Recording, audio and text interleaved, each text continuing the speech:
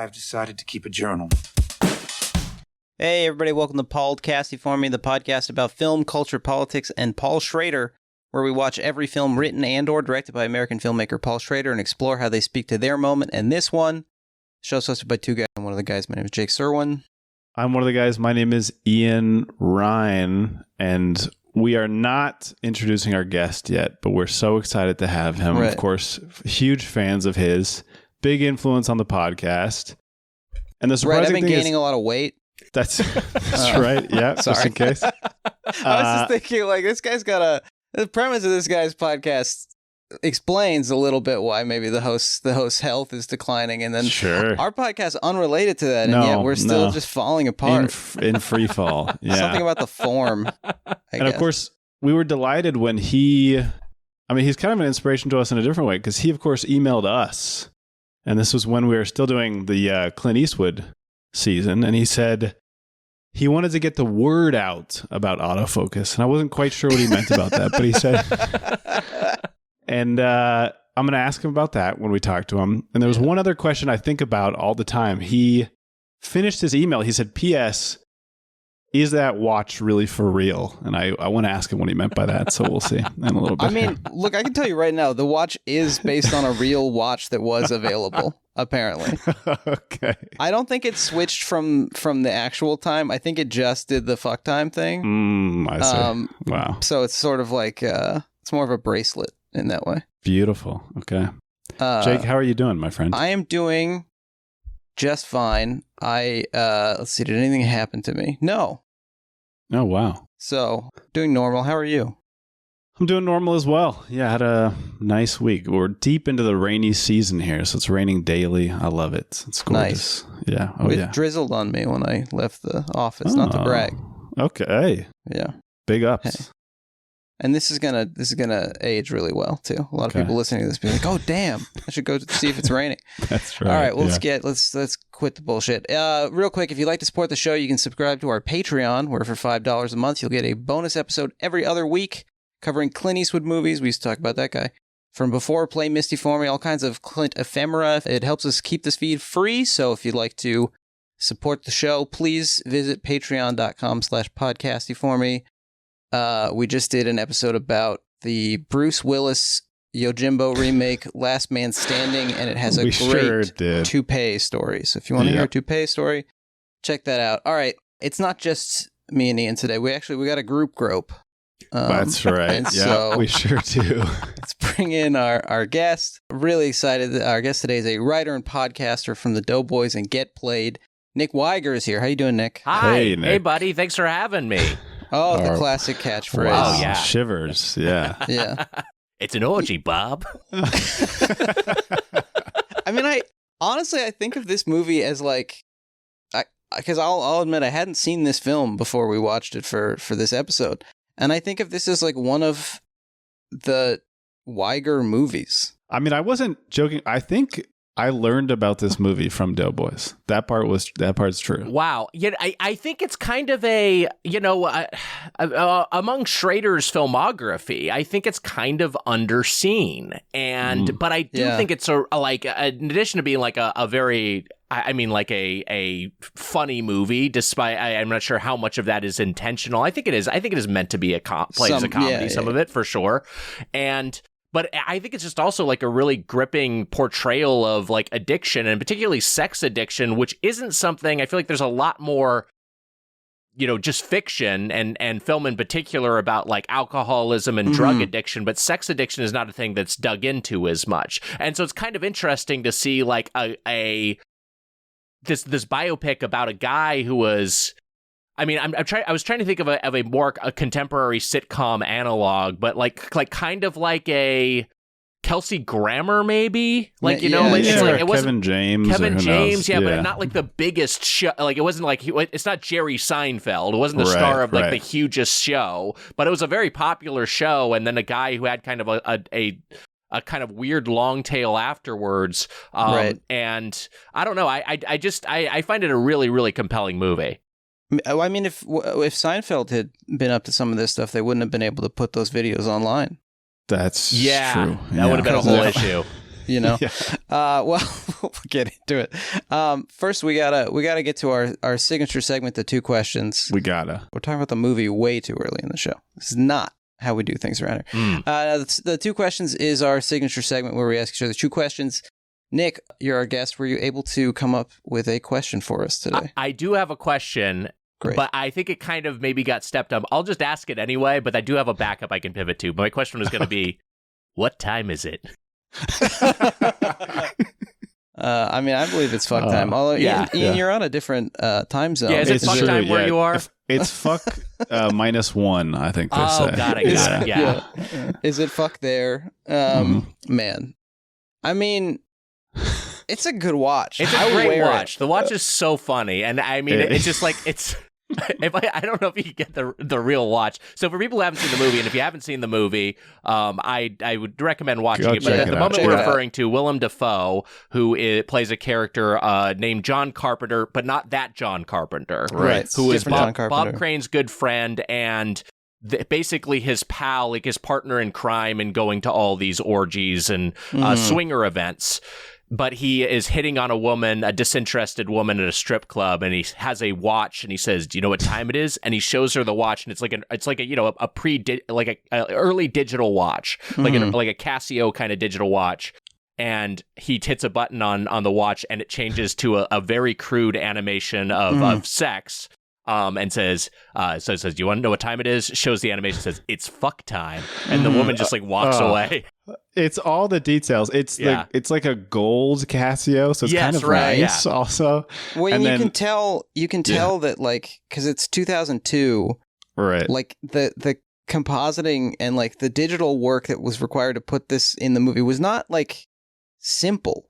Somebody had to work on this for like a little while. Yeah, I love to think about. It's because it's not like you can tell it's in post. It's not like a practical watch they have, but it still is a very funny moment. Do you think anybody? Because I know you can get like an Apple Watch app that makes your watch look like Dick Tracy's watch or whatever. Do you think anybody has made the fuck time Apple Watch skin? This is why we need to get the word out about autofocus. If this thing was more in the zeitgeist, this would exist. This is part of your campaign. On this. Right. And you got some brothers in the tech industry. I sure do. Any of them be able to work on this? Set their sights on this. Tell them to quit their 6-figure jobs. Yeah, I'll get on this. Yeah, for a 7-figure job, being the fuck time Apple Watch guy. Well, thank you for the question, Nick. I've got one for the panel here. Lay it on us now. This is, Bob Crane, I think his second act, as it were, was sort of cut short. But inspired by the film and also the recent, I was reading Pat Sajak, I believe is retired or is going to retire from Wheel of Fortune. I think he retired recently. And he's got his next job lined up. And they were reporting this in like Variety or whatever, that he was going straight from Wheel of Fortune to community theater in Hawaii. Whoa. Doing Operation Murder, I think, or Prescription Murder, the stage play that originated the character of Columbo. Yes, But he's not playing Columbo. So this is like true love of the game stuff. Yeah. But anyway, inspired by this, is there a celebrity like second act or sort of retirement career that you would most like to have? This is a good question. So we're saying like not like, oh, I'm going to be Tom Hanks or Denzel Washington where I'm going to have decades of relevance, but like I did a thing, I was known for a thing, and then I pivoted to something else. Right. Like as an example, there's a director, I think his name's James Glickenhaus. Okay. He directed a bunch of like movies that basically like the McBain on The Simpsons was like riffing on these. They were just, The Exterminator, The Soldier, The Protector. Right. And then he pivoted and is now like he's like an owner and manager of like a Formula One company. He's like so much richer and totally out of the industry entirely. But somebody like that. Is there anybody like that you'd like to... Oh, so that makes me think of two people who had similar arcs. One, I think, is more known, which is Sammy Hagar making Cabo Wabo tequila. And he, I think, is just a guy. And another guy who's like, I read his book, I read My Life in Rock, and it's a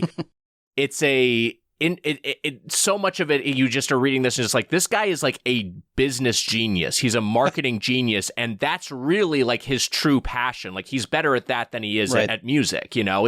And whatever you say, I'm a fan of Sammy Hagar's music. I'm a fan of his Van Halen era, but it is like, you look at his success, and he made so much more money from Cabo Wabo Tequila, like, sure. And more money than anyone affiliated with Van Halen. Like, it was like, he's like by far the richest guy because he made this liquor brand that sold for like $300 million to Seagrams or whatever. But so that's one. But the other one is Jamal Mashburn, the former NBA player who ended up he became a very, very successful post-career of having chain restaurants. And that feels very on brand for me. Like, if I could have been an NBA player who's, you know, who's pretty successful, has like a 15-season career, and then as a second act, I own like, you know, 400 Papa Johns. Like that feels like that. Yeah. I like that arc. Like Rick Ross with the Wingstops. Exactly. Rick Ross is a good example. You know, that guy who invested in Blaze Pizza, whatever his name was. He's doing okay.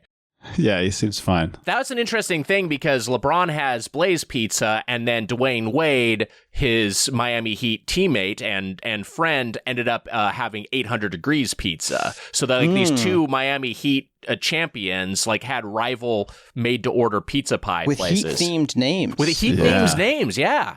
That's crazy. I think for me, the one, and this is, you know, maybe less kind of acquisitive, less lavish lifestyle, but I really envy Sam Neill, who's sort of semi-retired to like a vineyard and farm in New Zealand. I'm copying your thing with a different person. We're on the same page here. If you've seen any of his like social media presence, it's all just Sam Neill like looking for one of his chickens who's wandered off, and then he goes and finds her, and he's like, you know, there you are, darling, come back in.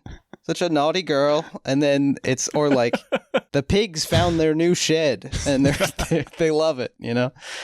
And every once in a while he pops out of retirement to like be in Jurassic Park 5 and get more money for chicken coops, you know? That sounds Possession great to me. Yeah, sure. I would honestly skip the acting part. I would go straight to the winery and chicken posts.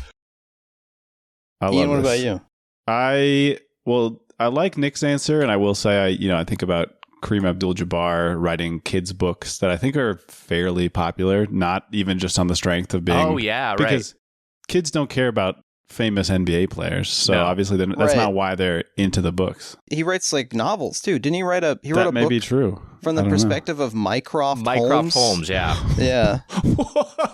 Wow, we both knew this. No, he's written a few of those, I think. What a couple of insane... Actually, what a trio of insane guys. Yeah. Hey, I told myself I wasn't going to do any Doughboys inside jokes, but I have to say, we are a couple of Kareemsmen. Yeah, that's... I love that. That's the last one. Okay. Looks like he's written 3 books in the Mycroft Holmes series. Okay. Mycroft Holmes, Mycroft and Sherlock, and then Mycroft and Sherlock, The Empty Birdcage. I'm intrigued by this last one. Yeah, it's got me already. I think he has like a Substack. Like he writes, he'll write like long form pieces about his thoughts on. He's just like an extraordinarily smart guy. In addition to being very good at basketball. I mean, I think he was involved in some type of like newsletter thing with Adam Agoyan and a bunch of other people, where they would Lena Dunham, where they would send out like experimental pieces every week. So yes, fascinating. But I would pick, honestly, Isabella Rossellini, who also, I believe, lives on a farm and also spends all of her time making people come out to the farm and then making them do stuff on the farm if they want to interview her, which is wonderful. Right. Isabella Rossellini just like Instagramming her sheep. Yeah. Yes, exactly. That sounds great. He stole my salad. I think if you're like that famous, that level of fame, maybe there's some sort of, draw towards the, pastoral sort of like remove myself from society. Right. I can finally get some peace and privacy. I just don't, I don't like people love the rural life. That's great. That's for them. I'm more of like, I like to be in the middle of things. I like to kind of be in a little bit more of a more populated area where I can kind of take the train and take the bus or whatever. So that aspect of it is less appealing. But I do like the not being just super capitalist about it. But to your point, Jake, because it was like, so much of the it's like success leads to your reward for success is you get to work more. You have to have another business, and that leads to the end point of that is like Ryan Reynolds or The Rock, where it's just like your whole thing is just having as many companies as possible, having as much branding as possible, right. Owning and that's Fubo exhausting. TV or whatever it is. Yeah. Well, and I think we've discussed on the show before the new The Rock's Papa Tui men's grooming products venture, where The Rock is selling shampoo. Yeah. He doesn't need to be doing that. I saw he had a debit card. He doesn't need a debit card. This is tough. I mean, I don't know. Now I'm thinking about getting the Rock debit card like as a bit. Would that be funny? Is it through like Cash App or something? I'm sure it's through some predatory lender. I'm sure there's some aspect of it of like, it's a debit card, but actually whatever, you're paying 4% on every purchase or something. Right. Adjustable rate debit cards. Yeah, exactly. Somehow it comes directly from your account, but you're still paying interest on it. But there's the thing that baffled me about The Rock is like, because then he becomes a cross-promotion guy. Like, you got so many hustles that you have to be, I'm promoting my thing while I'm promoting my other thing. Yeah. So what was it DC League of Super Pets? Was that the one where he was the voice of Crypto or the Super Dog or something like that? I believe so. So there was a really weird video I watched where it was like him promoting that, but it was in conjunction with his tequila brand, Terramana Tequila. So he's promoting a tequila at a children's animated movie. Whoa. And like it's an audience of families. It's like, so great to be here at the special advanced screening sponsored by Terramana Tequila. And it's like, what are you pitching? Like, these two things should not be coexisting. Hey kids, you can't drink this yet, but we are hiring over at the agave farm if you want to come on down. Sounds stressful, honestly. It does sound stressful. Yeah. I think this is a Griffin Newman observation, but The Rock does seem exhausted all the time. Like, he doesn't look like he's enjoying himself. I felt that when I watched some Wahlburgers or I can't remember the name of the Wahlberg show, but when we covered Wahlburgers on Doughboys, whatever that horrible reality show he has, Wall Street. Yeah. I watched some of that, and I was like, this man's life seems utterly joyless. Mm-hmm. He's just going from meeting to meeting to event to event. He seems exhausted. He has no energy, and then there's even a point where he's playing in the backyard with his pool with his kids in a pool, and it just seems like he's not even into this.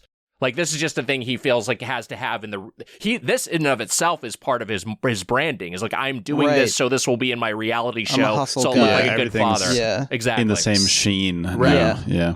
You get a reminder on your phone to spend time with your kids. It's like, but I think this segues nicely into our film today. It sure does. So much of it is about celebrity appearances and personas and real lives.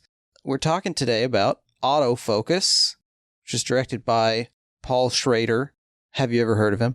Released October 18th, 2002, which was the day Ian was born. It's a new bit. Wow. Fresh. Can I ask about another bit while we're talking bits? Ian, your Zencaster name on the app we're using is The Classic Cat. What's going on there? This may be a running thing in the podcast that I'm just not clued in on. No. This is, me having strange names drawn from the films is a running thing, but this is... Got it. I believe one of the, how does he refer to them? Like late night joints that he plays drums at. Oh, what is his yes, euphemism? okay. This is the signage outside of one of the strip clubs. I think so. Yeah, so. Got it. I did consider calling myself Fran Sinatra as well, which I think was another. That'd be good. Fran Sinatra, Dino Martin, and I can't remember the other one. Jerry Lewis with the two R's. Jerry Ryan. Yeah. Yep. Nick, we talked about it just a second ago, but what's your relationship to this movie and to Paul Schrader more generally? Like, what's your sort of history with it? Thank you for asking. I saw Autofocus in the theater in 2002. I just remember reading, I don't remember whose review it was. I probably was Ebert, although I didn't revisit Ebert's review. But I feel like this feels like the kind of movie that Ebert would be like, oh, this is actually great. Although I looked at the poster and maybe it's this, and this is less... It was a little bit less flattering for myself, but the poll code on the poster on IMDb is Brilliant. You can't take your eyes off the screen. Harry Knowles Ain't It Cool News. So maybe old Harry got me to go out to the multiplex and watch Autofocus. AICN. Yeah. I mean, Harry Knowles and Bob Crane and Roger Ebert, they shared a similar fixation, I would say. They're all photo nuts. Yep. But anyway, I saw it in the theater, and I really liked it at the time, and some of it really stuck with me and became things that I would like think about and reference. And then I rewatched it later, and then in advance of this episode, I watched it twice. So I watched it 2 more times, and those were both really fun and illuminating rewatches.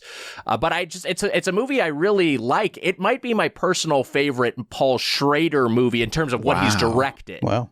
But you look at his whole filmography, obviously he has some staggering masterpieces. Like, I think when he talks about his own work, he's like, it's like, I'm sure you talked about Mishima, that Alex. he likes a lot. Yeah, the Alex Ross Perry doc that's on Criterion that I also watched in advance of this. But he's talking about, Mishima, which is maybe his best film, or First Reformed. One of those are probably his top 2. But in terms of just like my own fandom, it might be Autofocus. Now, as far as him more generally, I will say that I'm in the midst of a full rewatch or full watch down of his entire filmography. Some of his movies I had never seen, including big ones like Blue Collar. I watched for the first time. Yeah. Blue Collar's great. That's awesome, and that's been you mentioned Griffin Newman earlier. Griffin was trying to get me to watch that for years. I finally did, but I was conscious of his works as a director, like Affliction. I think that's another one he likes, and this movie, obviously. But I always thought of him more as a writer, and I was always like kind of maybe more. I guess if anything, like more recently, I've gotten more respect for his eye as a filmmaker, and because he doesn't like necessarily have like a strong. You all are the experts, so you maybe notice more. It doesn't seem like he necessarily has like a super strong house style where you can kind of like look at something and identify it aesthetically as a Paul Schrader movie. He seems to like operate in a bunch of different looks. Yeah, he has a few tricks that he'll reuse, but he likes to mix it up as well. Yeah, he likes to have these different registers that he moves through. Yeah, and then, but I do feel like as a writer, there's actually a little bit more like thematic commonality, and he kind of hits the same sort of beats, like he ends multiple movies, ones he's directed and other ones that others have directed in the same sort of way. Right. And I also feel like, I don't know how interesting his movies are, the ones that he's directed that he hasn't written. So I guess I always thought of him more as a writer, Yeah, he's an interesting character. I mean, he'll always point out that he did some rewrites to a script, even if he didn't. Sure. Loves to say this. Yeah. Right. And similarly, he'll talk about his films. He'll say, I've done a number of films that were like in an interview I watched in preparation for this. The interviewer asked him if this is his most controversial film, and he said, I've done a number of films that were controversial, and lists several Martin Scorsese films, that he wrote. Right. So I think there's definitely like an authorial voice, even in the ones, in the selection of projects. And he talks in a number of interviews about how, Bob Crane, he was approached to do a number of biopics and none of them were that interesting, but Bob Crane sort of aligned with the characters that he like had come up with himself in his single-mindedness and like total lack of self-knowledge, like a Travis Bickle or something. Right, yeah, that's a good point. And so I think, barring a few financially motivated decisions that we've covered and will cover, I think he's always there whether he wrote the script or not. But he's a weird guy. He's a very strange character. I mean, I think he's like kind of a freak, but I love him. I think it's just like he's really just. He's always trying stuff, and I just watched I not to get ahead of where you're going with your podcast, but I've watched some of the movies, like the Canyons, Dying of the Light, Dog Eat Dog. It's like a real rut he finds himself in before he comes back with First Reformed. It's honestly amazing that he made First Reformed after making those 3 movies, because you're just like, this guy is cooked. He's like late career Brian De Palma, Right. But but even all of those are still like, there's still stuff about that's interesting. It's still like, I feel like you're taking a big swing here, and I admire that. I don't feel like you're trying to like I'm going to play the hits, or I'm going to do something safe or just overtly commercial or something like that. I feel like you're just trying a big swing, but none of these are landing. I think his like inherent kind of obstinacy, his the pleasure he takes in not doing what people want has helped him to preserve some kind of like artistic integrity, even when he's making the canyons or something. Like that's been having like a sort of a reappraisal. I actually haven't seen it yet. I'm excited to talk about it and probably get a bunch of people mad at us, but I'll be back next week then. Exactly. But he's got like I don't know, he's a little stinker in a way, but that allows him, I think, to like retain some kind of I'm an artist stance as well. Yeah. And I think he's so honest with himself to a fault, and has he is a person who understands audience reaction. I mean, as an intentional artist, but we talked recently about his TV movie Witch Hunt, which he made as an attempt to show how commercial of a filmmaker he could be. And it's just absolutely like bizarre exercise. Yeah. So one of those movies that people will upload to YouTube in their entirety and nobody takes it down. They just let it be there. Yeah. So I actually skipped that one. Is that worth watching? I guess I should watch it. I'm afraid I'm going to give it a hard no from my end. I would maybe watch the trailer for it and go, and then move on. But yes, I did want to ask you, Nick, because I don't think I realized that, or whether because you've like written and directed a lot of comedy stuff, but were you ever, or are you ever, hoping to someday do like a more dramatic thing? Did you fancy yourself a filmmaker, a cinematic artiste? Yeah, good question. I mean, like, I didn't go to film school, so all my skills are self-taught. But like, I am a guy who likes to like edit video. That was when I was working back at the now defunct web video company Funny or Die. Like, I started there like editing, and then I ended up writing and directing stuff as well. But like I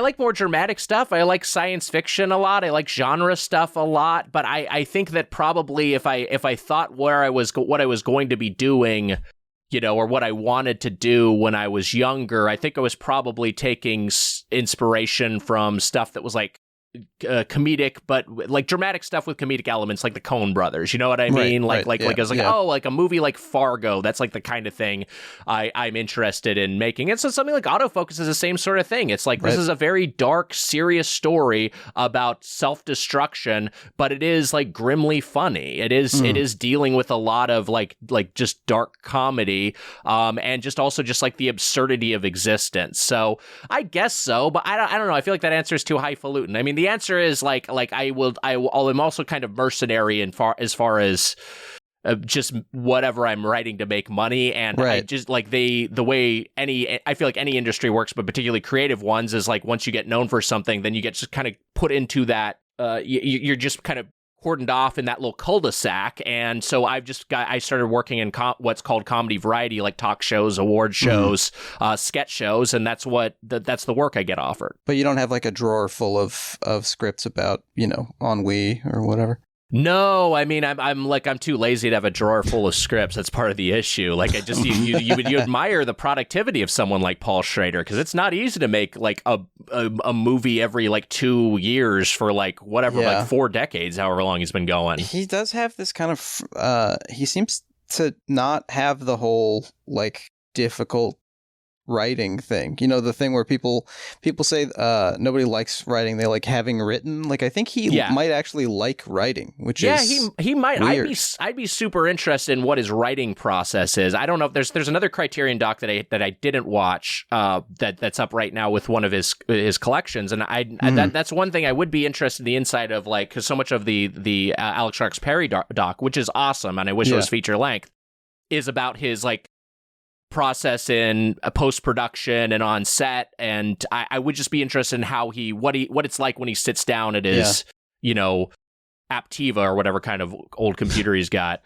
He's got like a very rigid process. He's talked about He it. There's does, I think a BAFTA podcast. Okay. That's like from a lecture or something he gave, but he has like it's surprising for a guy who's often so concerned with like moments of transcendence and grace that he has like a very mechanical. He'll make like charts, you know. Right. Yep. Yeah.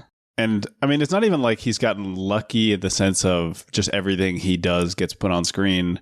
I think there's, I don't know, 20 unproduced screenplays that people are aware of publicly. Right. So he's just pumping them out, and some of them make it, some of them don't. And I think initially he talked about drinking heavily while he was writing, and then maybe about 15 or 20 years into his career, he tried to stop doing that. So I'm not sure what else we know about how he does it. At some point during the drinking, he added cocaine as well, which I think that's helped also him. correct. Yeah. Yes. Yeah. That'll do it for you. So let's talk about autofocus. Let's talk about the film. Yeah. Ian, do you want to give us one of your trademark quick plot summaries? Be happy to. Yeah, they've been growing in size over the last few episodes. All right, Bob Crane. He is a radio personality in Los Angeles, and the film begins. Yes, exactly right. And he is on screen. He comes off as kind of like I don't know, wannabe Carson or something, but he also is a kind of amateur drummer and has all these sort of like half-baked parts of his public-facing personality. And a couple things happen simultaneously. He gets cast on Hogan's Heroes as the lead, as Hogan. And also he comes into contact with a man named John Henry Carpenter. And this man is a video equipment salesman. He sells VTR equipment, like very high end. This is late 60s, early 70s. So this man also creates in him this seed of interest in women as an outlet, filming women, taking pictures of them having sex and filming himself having sex with them, sharing videos with each other. And basically over the course of the film, he goes from being a family man who's getting interviewed by like Christian talk shows and stuff as like the singular example of shining virtue in Hollywood or something, like a standout.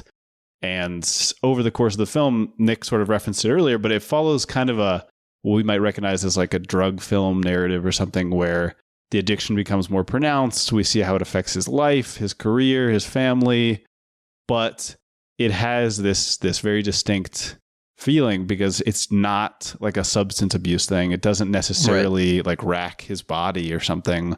It is something that feels like it should be manageable, or he keeps insisting I'm normal at the end of the film. So it's like, adjacent to socially acceptable urges that he just doesn't know how to handle.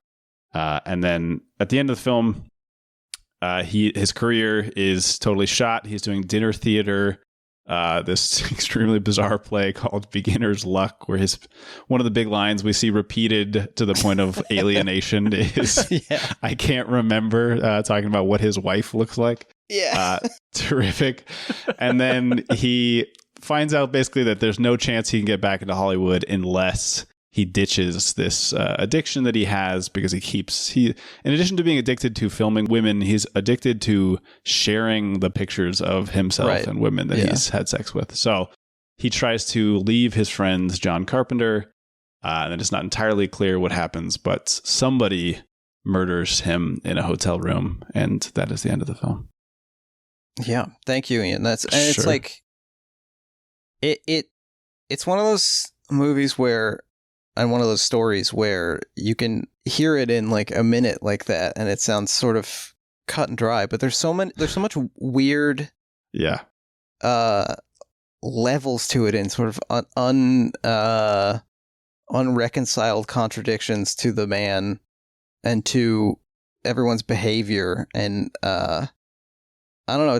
It's stuck with me. It's also unlike not to skip to the ending, but like unlike a lot of drug films, it seems to offer like kind of no lesson. Like the end of the movie, it sort of ends and it's all like meaningless. I think in a sort of a way that is dark, as many Schrader films are. There's like, there's just sort of nothing. There's nothing on the other side. You know, we've learned nothing. He's learned nothing.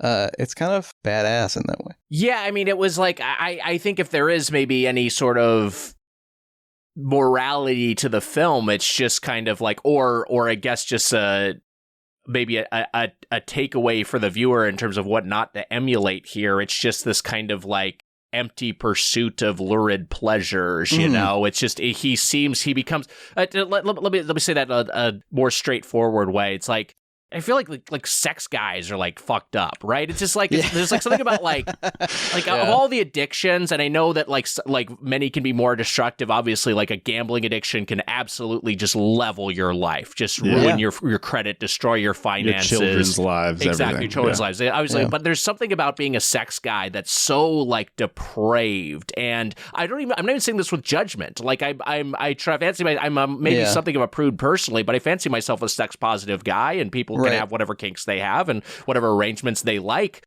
But he pushed it so far. And I also think part of that is because he just swung the pendulum so far to the other direction, which I think you see a lot of times with very often it's like someone who's like very super like super into they're very addicted, and then maybe they swing all the way over towards being like a weird, like an evangelical Christian, and they've gone too far. It's like the opposite kind of arc for him, where like he starts in this very sort of uptight lifestyle where he's just going to church regularly and consulting with a priest on personal matters and married to his high school sweetheart, and then the opportunities of fame allow him these sexual conquests that just come to completely take over his life and just ruin it. One of the things that is so strange about Bob Crane also is that this is like his only vice. I mean, they show him drinking a little bit in the movie, and in the book The Murder of Bob Crane,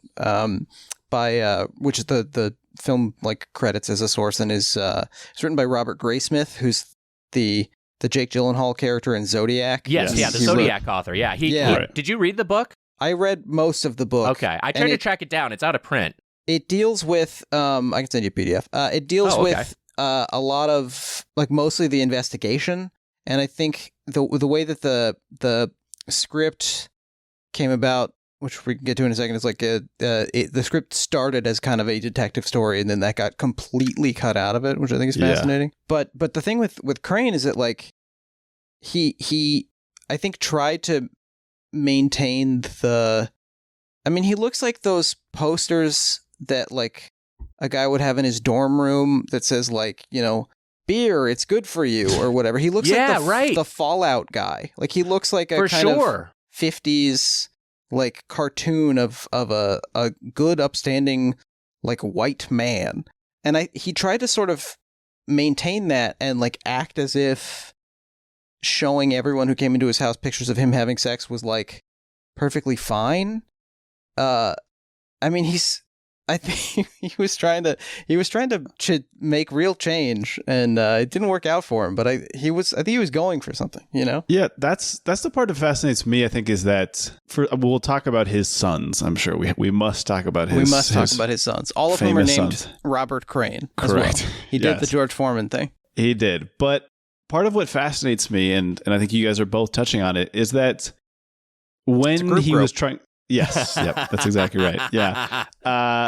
Part of what he's doing is like trying to push things in a positive way. I mean, he's in the late 60s, and he's not even made to feel comfortable about what we would probably now consider in the sex positive sense, like normal desires, normal interest in yourself and other people's bodies. But because all of that lies beyond like the Hays Code, the acceptable version of sexuality for this time, particularly for an actor, it basically gets mixed into this disgusting gumbo with like non-consensual taping of people. Yeah. And like, John Henry Carpenter was abusing underage girls, and Bob Crane was showing his son Deep Throat like after a baseball game. Yeah, like 7 or something. Yeah. Yeah. It's out, and those are some of those things are not depicted in the movie, by the way. But right. There is context of like Scotty, who one of his sons, who is a character in the movie, has talked about like his dad was showing him those photos and videos when he was very, very young. Yeah. Yeah. So which I guess it does get touched on in dialogue, but we don't have like a scene of him showing it to him. You're right. Right. Yeah. You're right. But it's sad to consider that, in this, that like you're saying, this campaign that he has for making this stuff accessible, he doesn't have like a roadmap. You described him, Jake, as being somebody who has no self-knowledge. He doesn't even realize like maybe even which of these things is distinct from the other, because they all have the same social response, basically. So to him, they're all something that he pursues with like private prurient interest and maybe tries to share with others. Yeah, I think one of the weird things about sex addiction, and same with like eating disorders, specifically like overeating disorders, is that you can't, like, they are things that people sort of have to engage in a healthy way. Like you don't ever need to drink alcohol or snort cocaine or gamble or whatever to survive. But like there's this sort of fuzzy area where like a sex guy can insist, like, this is natural, this is how we're supposed to be acting. Mm-hmm. But nobody has the, like, humans, they'll say the humans were not supposed to be monogamous type thing, but nobody says, like, humans were like supposed to do poppers. Like that's like our genetic code, caveman times. Yeah, poppers are keto. Yep. So there's that. They have that kind of, I don't know, plausible deniability or something that makes them especially slippery. And Schrader's covered sort of sexual weirdness a number of times. Obviously, like Travis Bickle taking his date to the porno theater and not understanding that that's weird. Honest mistake. Yeah, well, he thought everybody goes there. It's a movie. Lots of couples come here. Yes. Hardcore, sort of, again, showing the opposite of Bob Crane. He's like an upstanding, God-fearing man who ventures into the world of sex and emerges unscathed. But his daughter there, like, who is in the film, is like, she's like that scene at the end when she confronts him, or when he confronts her, and she's like, I wanted to do it, like I was into it, and it's like oh, this is her youthful rebellion against her upbringing. Right. Yeah. And we don't really get like any. I feel like there's no psychology to Crane in the film. Like there's no kind of real indication of where any of this comes from.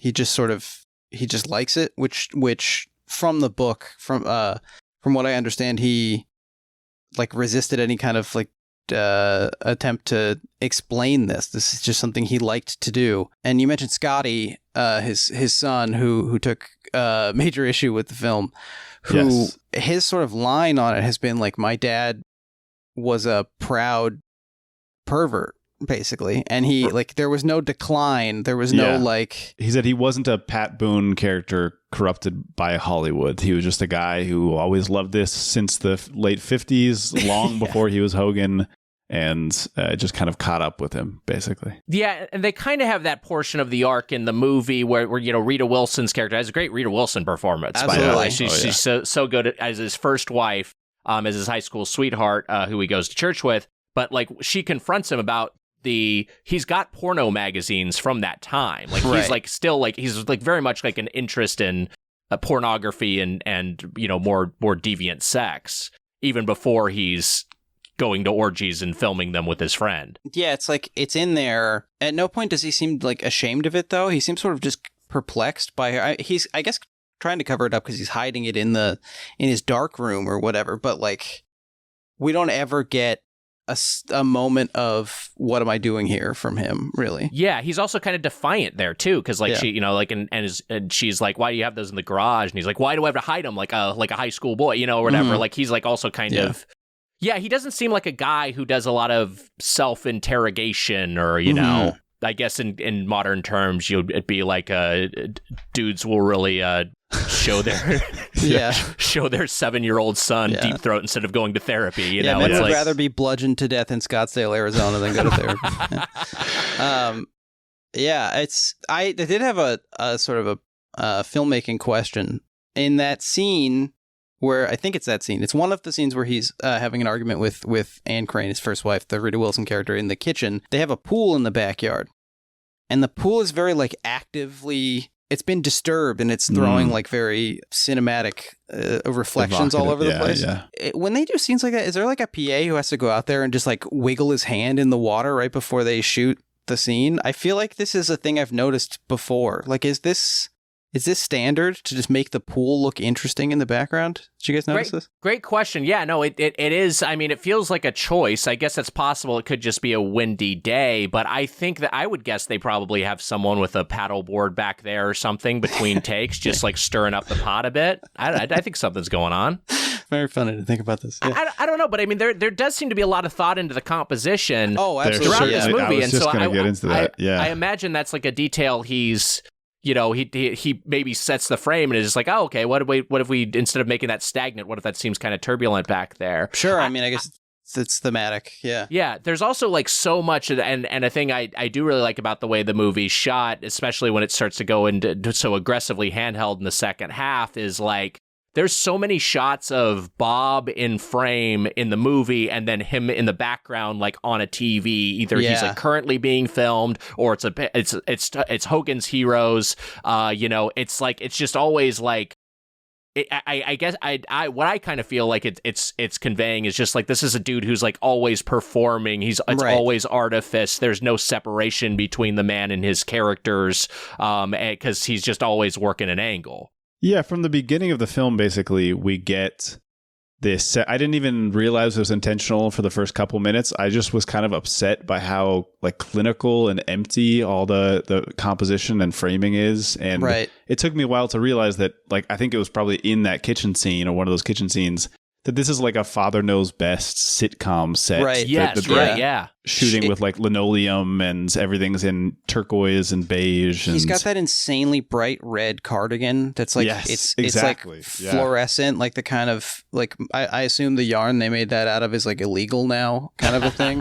Right. Like, what's the Fiesta ware, the radioactive ceramics from like the 20s? Yes. Yeah, I actually have a quotation here from an interview that Schrader gave. He said, in the color palette, the hair and makeup and wardrobe, the change in film stock and camera style, the music, and in some ways even the writing is much more disconnected at the end than it is at the beginning, and therefore if the writing is more disconnected, the performance gets more disconnected too.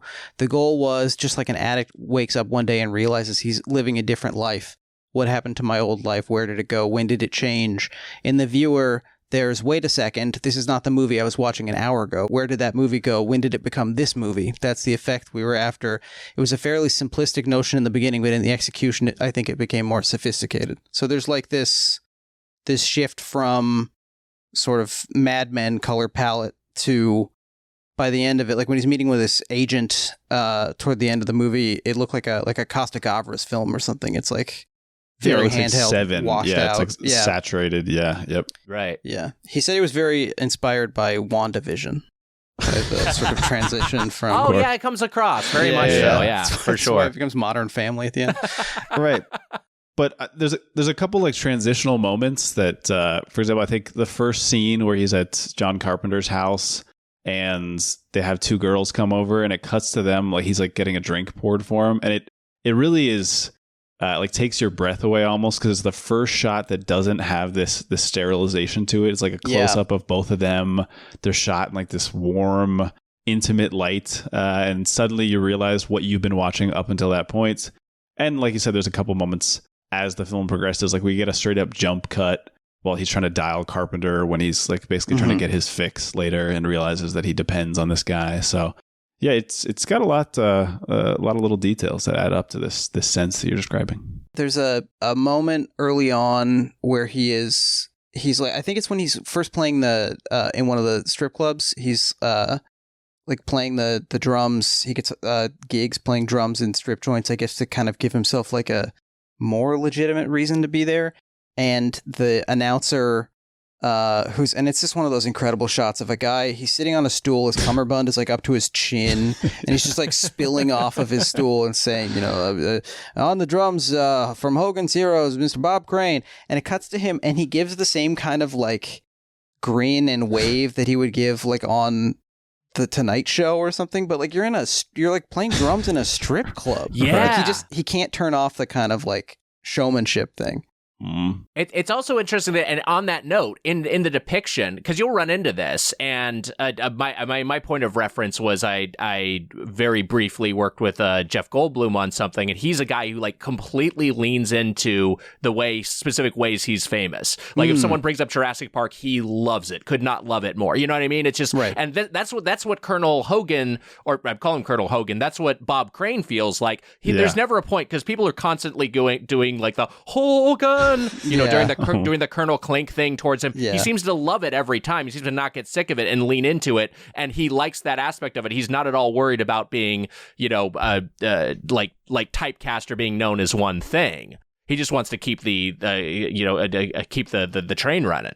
Yeah, I want to return to what you're talking about, Nick, building directly off that, where you were saying that he is on video all the time. He likes to see himself on video, and that it doesn't really matter whether it's him having sex in like a seedy motel room, or it's him playing, he asked the bartender to switch to Hogan's Heroes to be able to pick up women. Real quick to build on that, I was looking up Bob Crane online for normal reasons, and YouTube is full of like compilations of his 18 millimeter footage of hotel rooms. Like he was just one of those guys who filmed everything. Yeah. And so he would just like film a little tour of the room that they put him up in when he was doing Beginner's Luck in Atlanta or whatever, which is a great town for dominance, by the way. No, I'm glad you interrupted. It's a great town for dominance. Yeah. Because I think it's a beautiful synchronicity we have here with video, because obviously I think for most of us, we appreciate what video represents in terms of being able to capture a moment. There's all these details that would be lost in your memory if you tried to just recall it. But on the flip side, it's vacated of like emotional interiority and the context that comes with actual history of people's lives, or, you don't see the arguments that happens before the kid's birthday on video or something. But I think it makes sense that Crane loves this, because seemingly that's how he engages with his whole life, is that he doesn't seek out this interiority or this continuity of self or something, or this idea of who he should be. He just likes to see that he was, and he likes to see that other people are seeing that he was also. It's like he has like a parasocial relationship with himself. Yeah. Yep. Yeah.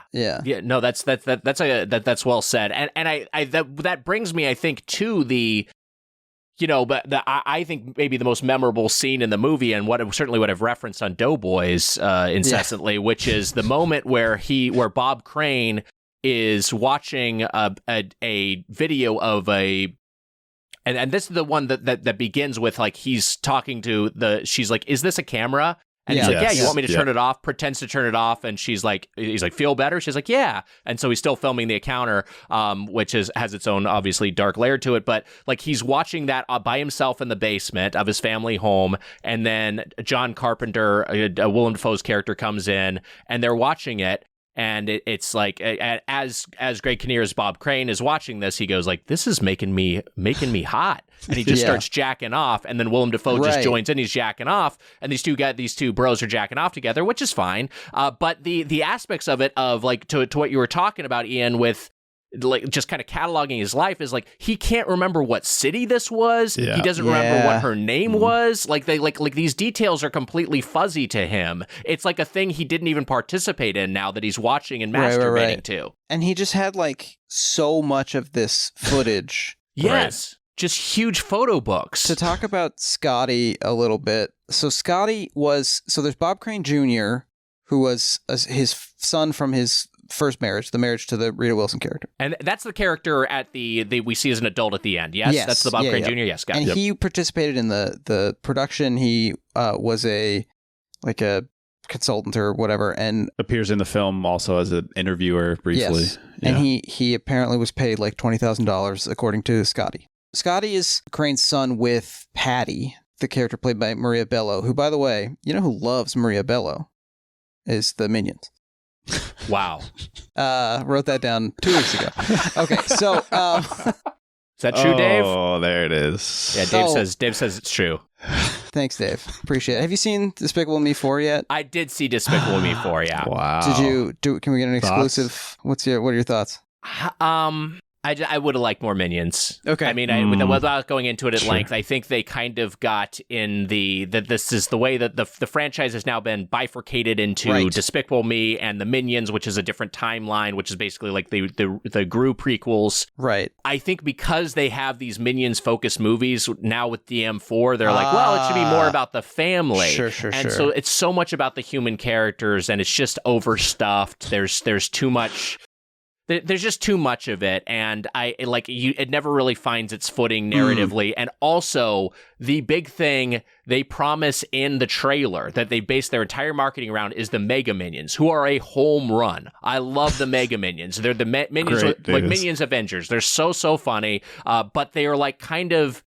They're like a C or D story. They're really put on the back burner to put the focus on Gru and his relationship with his new baby. It's and his daughters and his wife. It's kind of muddled. They kind of kangaroo jacked it in that way.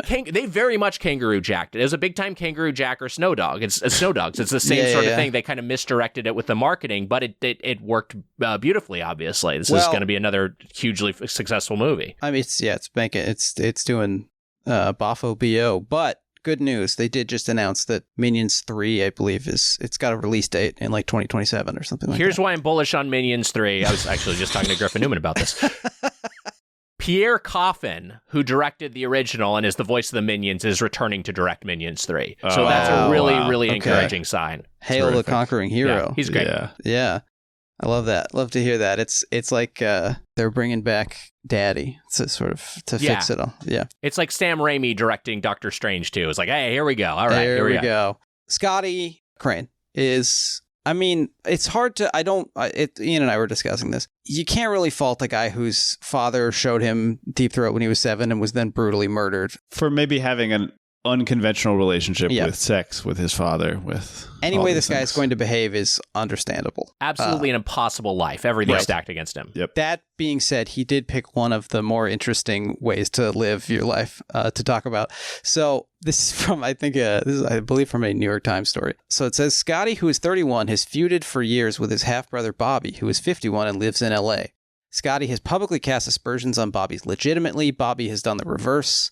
Quote, my father had a vasectomy in 1968 and Scotty was born in 1971. Bobby says, that's all I have to say. So they're like, he's literally saying you are not my father's son. Like, right. And then Scotty is the one who started bobcrane.com, which was a website that was both, I have here, this is from bobcrane.com from the homepage you can only access on the Internet Archive. Yes. This website is dedicated in loving memory to Bob Crane. It is designed to share with you what a wonderfully talented, diverse, and complex man Bob Crane was. Immediately below that, what can I expect to see in the members only section of bobcrane.com?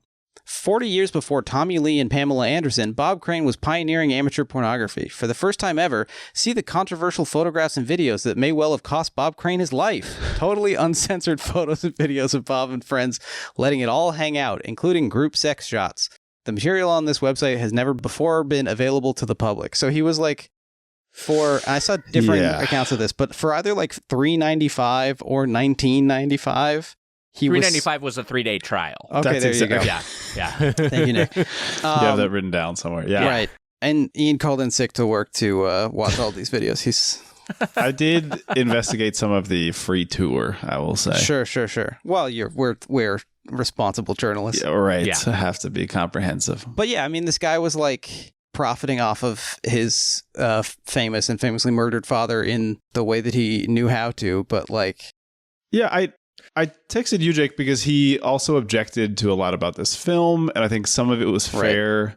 Because if your father is I believe this is from the article he wrote called "Raging Bullshit." That's right. Yeah, he published a few, but yeah, that's one of them. Basically, the thing that he decided to get notoriety for is like, I hate the movie autofocus. Well, in fairness, he and his mom Patty had already written a script. Called a couple different things, but one of them was F-stop in reference to this being of a photo nut. And also, I think to the murder, stopping his father from effing anymore. Yes. Okay. There you go. Very nice. The alternate title was Take Off Your Clothes and Smile. So this was also going to be a sex-centric movie. But like that's also strange that you and your mom are Right. writing Yeah. like a movie about your dead dad, her dead husband, that was, or I guess ex-husband, but the father of her kid, and it's like we're gonna delve into his sex life. It's like their whole relationship with it just seems very, at least a divergent from the norm. Right. Yeah. Yeah. I mean, Scotty objects to Maria Bello not stuffing her bra for the film. He's But like, my Wow. mom has bigger cans, and you need to. God, that's depict this better. so weird. It is so weird. But he's also objecting to some legitimate things that I guess if your father's already basically being cast in a pretty objectionable or at least questionable light, you know, he tries to say that his father never filmed anybody without their consent, which I don't know if it's true, but some of this I understand where he's coming from. And he also has a fairly mature position on not wanting to go to John Carpenter's trial because he says something like, you know, my father is gone. Pursuing this man or trying to punish him, you know, is not something that I'm interested in watching, which requires a lot of distance. At the same time, in an article that I sent to you, Jake, and I'm sure you remember this article when it came out, Nick. This was in Gene Simmons' Tongue magazine, volume 1 from 2002. Another guy who has a photo book of sexual conquests. There's a commonality between those two fuck machines. And also a guy who said that depression didn't exist, and then he wrote a book about the 27 Club, like exclusively about people who killed themselves. Anyway, Gene Simmons be on the show next week. That's right. Yes, we're so excited. So in this article, the author describes Scotty saying that he's going to go to the first screening and that he's going to make his objections known. And he basically does this. He lies about his name. He gets into the screening. And on his way out... Well, he doesn't lie about his name. He says, my name is Robert Crane. And they're That's like, true. oh, great, you're on the list. And he's like, I'm a different Robert Crane. And then... And he gets in there, and they figure it out, and they're going to kick him out. And he like reaches into his pocket and throws like hundreds of cards into the air for bobcrane.com.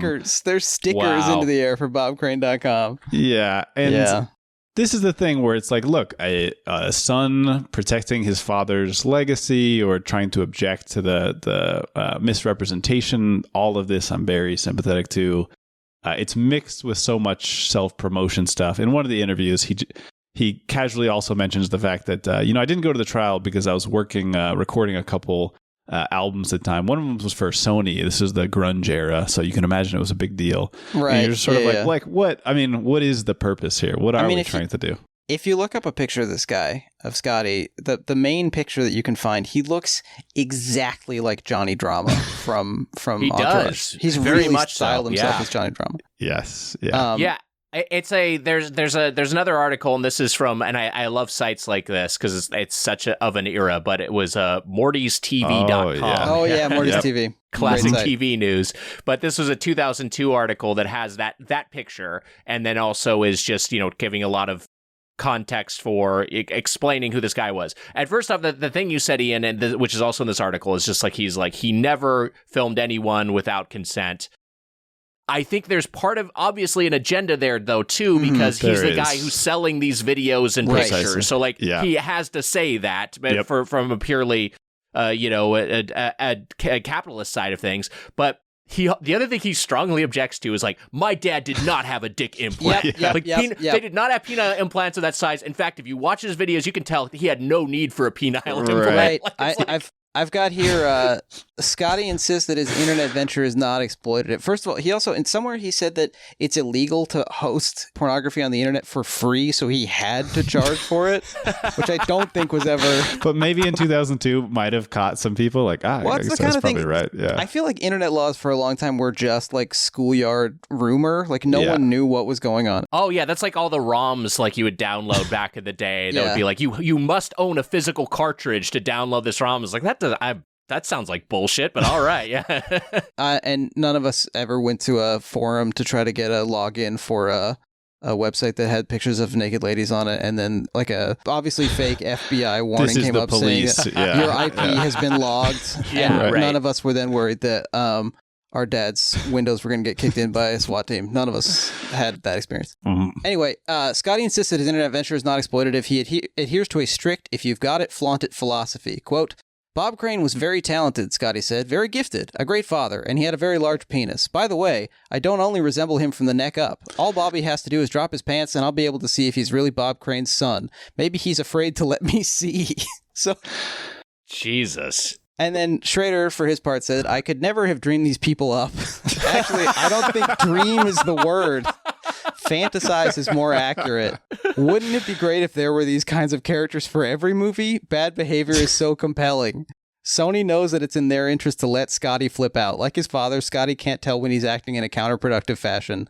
Like his father, he just wants the attention and isn't too discerning about what he gets attention for. So. Yeah. Yeah. I don't know. I mean, here's a question. I mean, really more of a declarative statement. Bob Crane just would have been a podcaster. He would have been a podcaster with an OnlyFans, and he would have done great. For sure. For sure. That this sort of era he would have thrived in. I think there's also like this is touched on a little bit. I think he also would have been like a MAGA guy, right? Like he seems like he's pretty right wing. He's like a Republican, upset. He's very and he's upset that they're making like jokes about Reagan, you know, towards the end of, or I guess I don't know when he was killed, if he lived through Reagan, but like, it must have been Nixon, I guess, or something. So yeah, maybe it was Nick. He was upset about jokes about Nixon. Yeah. Right. That's not a great look. Yeah. So like he's just like I think that absolutely would have been like this would have been the era he could have gotten away with that. I don't know. It's just. He is a fascinating guy, and I guess that's so much of what works about this movie for me is just like it's like, again, I already said like kind of a psychological profile of this guy, but it's just like that's what it feels like. It's just like, oh, we're trying to figure out exactly what's going on with this guy, and no one ever really figured it out. But it's just fascinating to watch him spiral and self-destruct. He's very opaque as a psychology, which is, I think, of a piece with a lot of Schrader protagonists, except that he never has the sort of moment of grace that is often at the end. Like he doesn't have the pickpocket ending where he gets to sort of realize through a connection to someone else. And there's basically like an opportunity there, I think. Like if he had been able to let go of his hang-ups about John and stretch the boundaries of his sexual orientation, like maybe he would have been able to find that transcendence. I don't know. Right, because from my reading about the murder trial, a big part of why, in addition to the Scottsdale police incompetence and just like it being a very long time before it actually went to trial, like 14 years, I think it is. Mm-hmm. In addition to that, it was that they could never really figure out a motive. And that is one thing that I like about this script is that just like it's hinted at, but it's never made explicit why John Carpenter might want to kill his friend. You know, right. Like it's not like super cut and dry, because it's not cut and dry in the investigation, and it's not clear in the trial. And the jury was just like, we just don't understand why this guy would have done this, you know? Mm-hmm. So it's kind of hinted at. And part of that is what I think you were driving at, which is just that Bob is maybe unsure about his own sexuality, and the way he is acting out is that he is attacking his friend. He's making homophobic cracks about John Carpenter. Yeah. He's like overreacting and like repulsed when this is the thing we've referenced, like it's an orgy, it's a group grope, when John Carpenter's hand is on his ass during an orgy. And like as the movie progresses, it seems like he's showing his dick to his friend. Yeah. Like he's like, it seems like they're just openly naked in front of each other and having group sex together. It seems like that's like a barrier he's gotten past, but he also still needs to create some sort of psychological separation between what he's doing and how he views himself. And the way he does that is by projecting it onto his friend. Yeah, he makes that edit of... Yeah, he does like a fan cam. Yes, yeah. Right. Like a homophobic fan cam of Willem Dafoe. Exactly right. Yeah, there's like K-pop music in the background. Yeah. Yeah, I think it's, you know, we've discussed it several times for obvious reasons on our Paul Schrader podcast, but if we're considering how people wrestle with forbidden sexuality and how maybe positive stuff gets lumped in with negative stuff, or how they draw an arbitrary line. We talked about on American Gigolo, you know, Julian Kay, that character has this same sort of sense of like, I'll do anything. And actually society's views on sex are very close-minded, except there is a line where doing like gay stuff, he doesn't use that word, is like a whole different realm. Basically, he has to preserve. He has done it, but he doesn't want to go back to it. Yes, I think, exactly. Right? Yeah. And I think if we're figuring out like this man who was never comfortable in the marriages he was in, he never figured out how to be in like a conventional relationship, a relationship that he felt settled in. It's fascinating to see that, you know, the relationship that persists through 2 of his marriages is this relationship with John Carpenter. And it's this relationship where they can be jerk off buddies. And, you know, the lines are certainly beyond what we would associate with conventional heteronormativity. And yet he uses it as an excuse to like, dig in deeper basically on some of this, to say there are still some things that are not acceptable.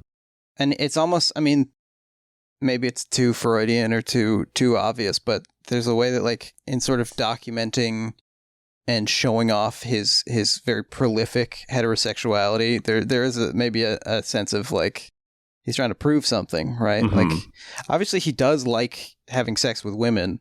Certainly. He has that whole monologue about how he loves breasts. But I was thinking like if he and Carpenter had more sexual contact with each other, like could everyone have turned out happier? I don't know. I mean, obviously. Yeah, who knows? I mean, it certainly seems like he's grappling with that, and that's like a thing he kind of like refuses to engage with at some level. But yeah, that does seem to be a thing that seems to be something of a barrier for their friendship, and perhaps did ultimately result in its destruction and his death. But you know, we don't know for sure. Yeah, it's really interesting that we were talking about this earlier, but like that this comes from a true crime book, because the true crime element of this, and I think I was reading some IMDb comments by some people who are like fans of Bob Crane who watched this movie and were kind of disappointed by it. There's because they were expecting guys. More about like, well, what happened with the murder? What happened with it's really just like one scene at the end and then a little bit of a post-death monologue to kind of wrap everything up. But it's really not a true crime story. And so like to just, I don't know. I find it fascinating just as a work of adaptation to just start with that and then end up with this. Right. I mean, a tiny bit of script context. So there's this guy, Michael Gerbosi, who he was basically just like a, classic LA striver guy. He says, I made a food delivery to Todd Roskin, one of the producers of the film. I was working as a delivery driver at a well-known deli in Los Angeles. I would love to know which deli this was. And I think it's Cantor's. Mm-hmm. Yep. Makes a lot of sense, actually. Yeah. An order came in from the house literally next door to where I was living. When I dropped the food delivery off at Todd's house, I told him I was his next-door neighbor, and that led to a discussion that eventually, weeks later, led to him handing me the book, The Murder of Bob Crane, that he had found in a bargain bin at Samuel French bookstore. Todd and I ended up optioning the rights to the book together and outlining a proposal that we would later run by Scott Alexander and Larry Karaszewski. So Scott and Larry are sort of the biopic kings, and especially the unlikely subject biopic kings. They wrote Ed Wood. Yep. Dolomite Is My Name.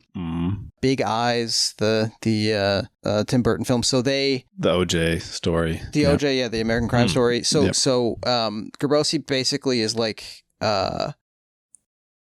he's a more or less a first-time screenwriter and just happens to like do the thing where like a white guy keeps showing up at somebody's office until they take a meeting with him, and Alexander and Karaszewski were apparently very supportive and like helped him figure it out. And then Schrader says he was getting a bunch of like sort of sleazy biopic stuff shown to him, including the Mitchell brothers. Do you know about the Mitchell brothers? They were like these two brothers who were they started a porn theater in San Francisco. They ended up, I think they directed Behind the Green Door. Yeah, they directed Behind the Green Door, which was like one of the big like crossover porno hits after Deep Throat, and then one of them murdered the other one. So like that was another.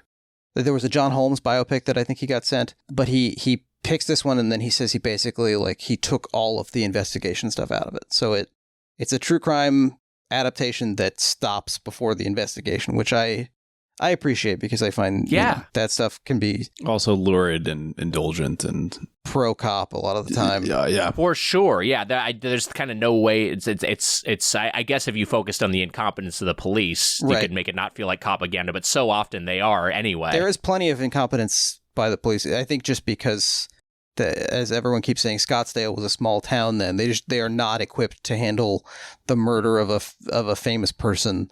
And so they had they were having one murder investigation a year at the time of this event. And doing crazy stuff like shaving his head at the crime scene to see where what the wound looked like.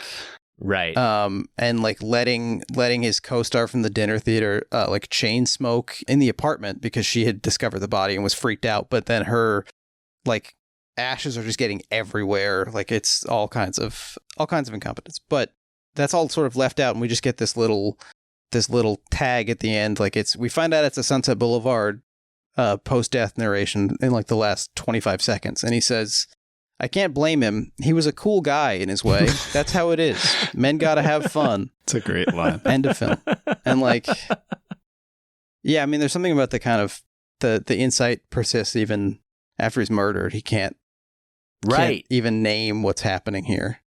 Well, yeah, I was talking to you, Jake, because for me, the struggle that I wanted to figure out, taking into or keeping in mind Scotty's objections and some of the objections I have maybe to the biopic in general, because it's a limited form that tends to reinforce a single reading or a single understanding of a person's life.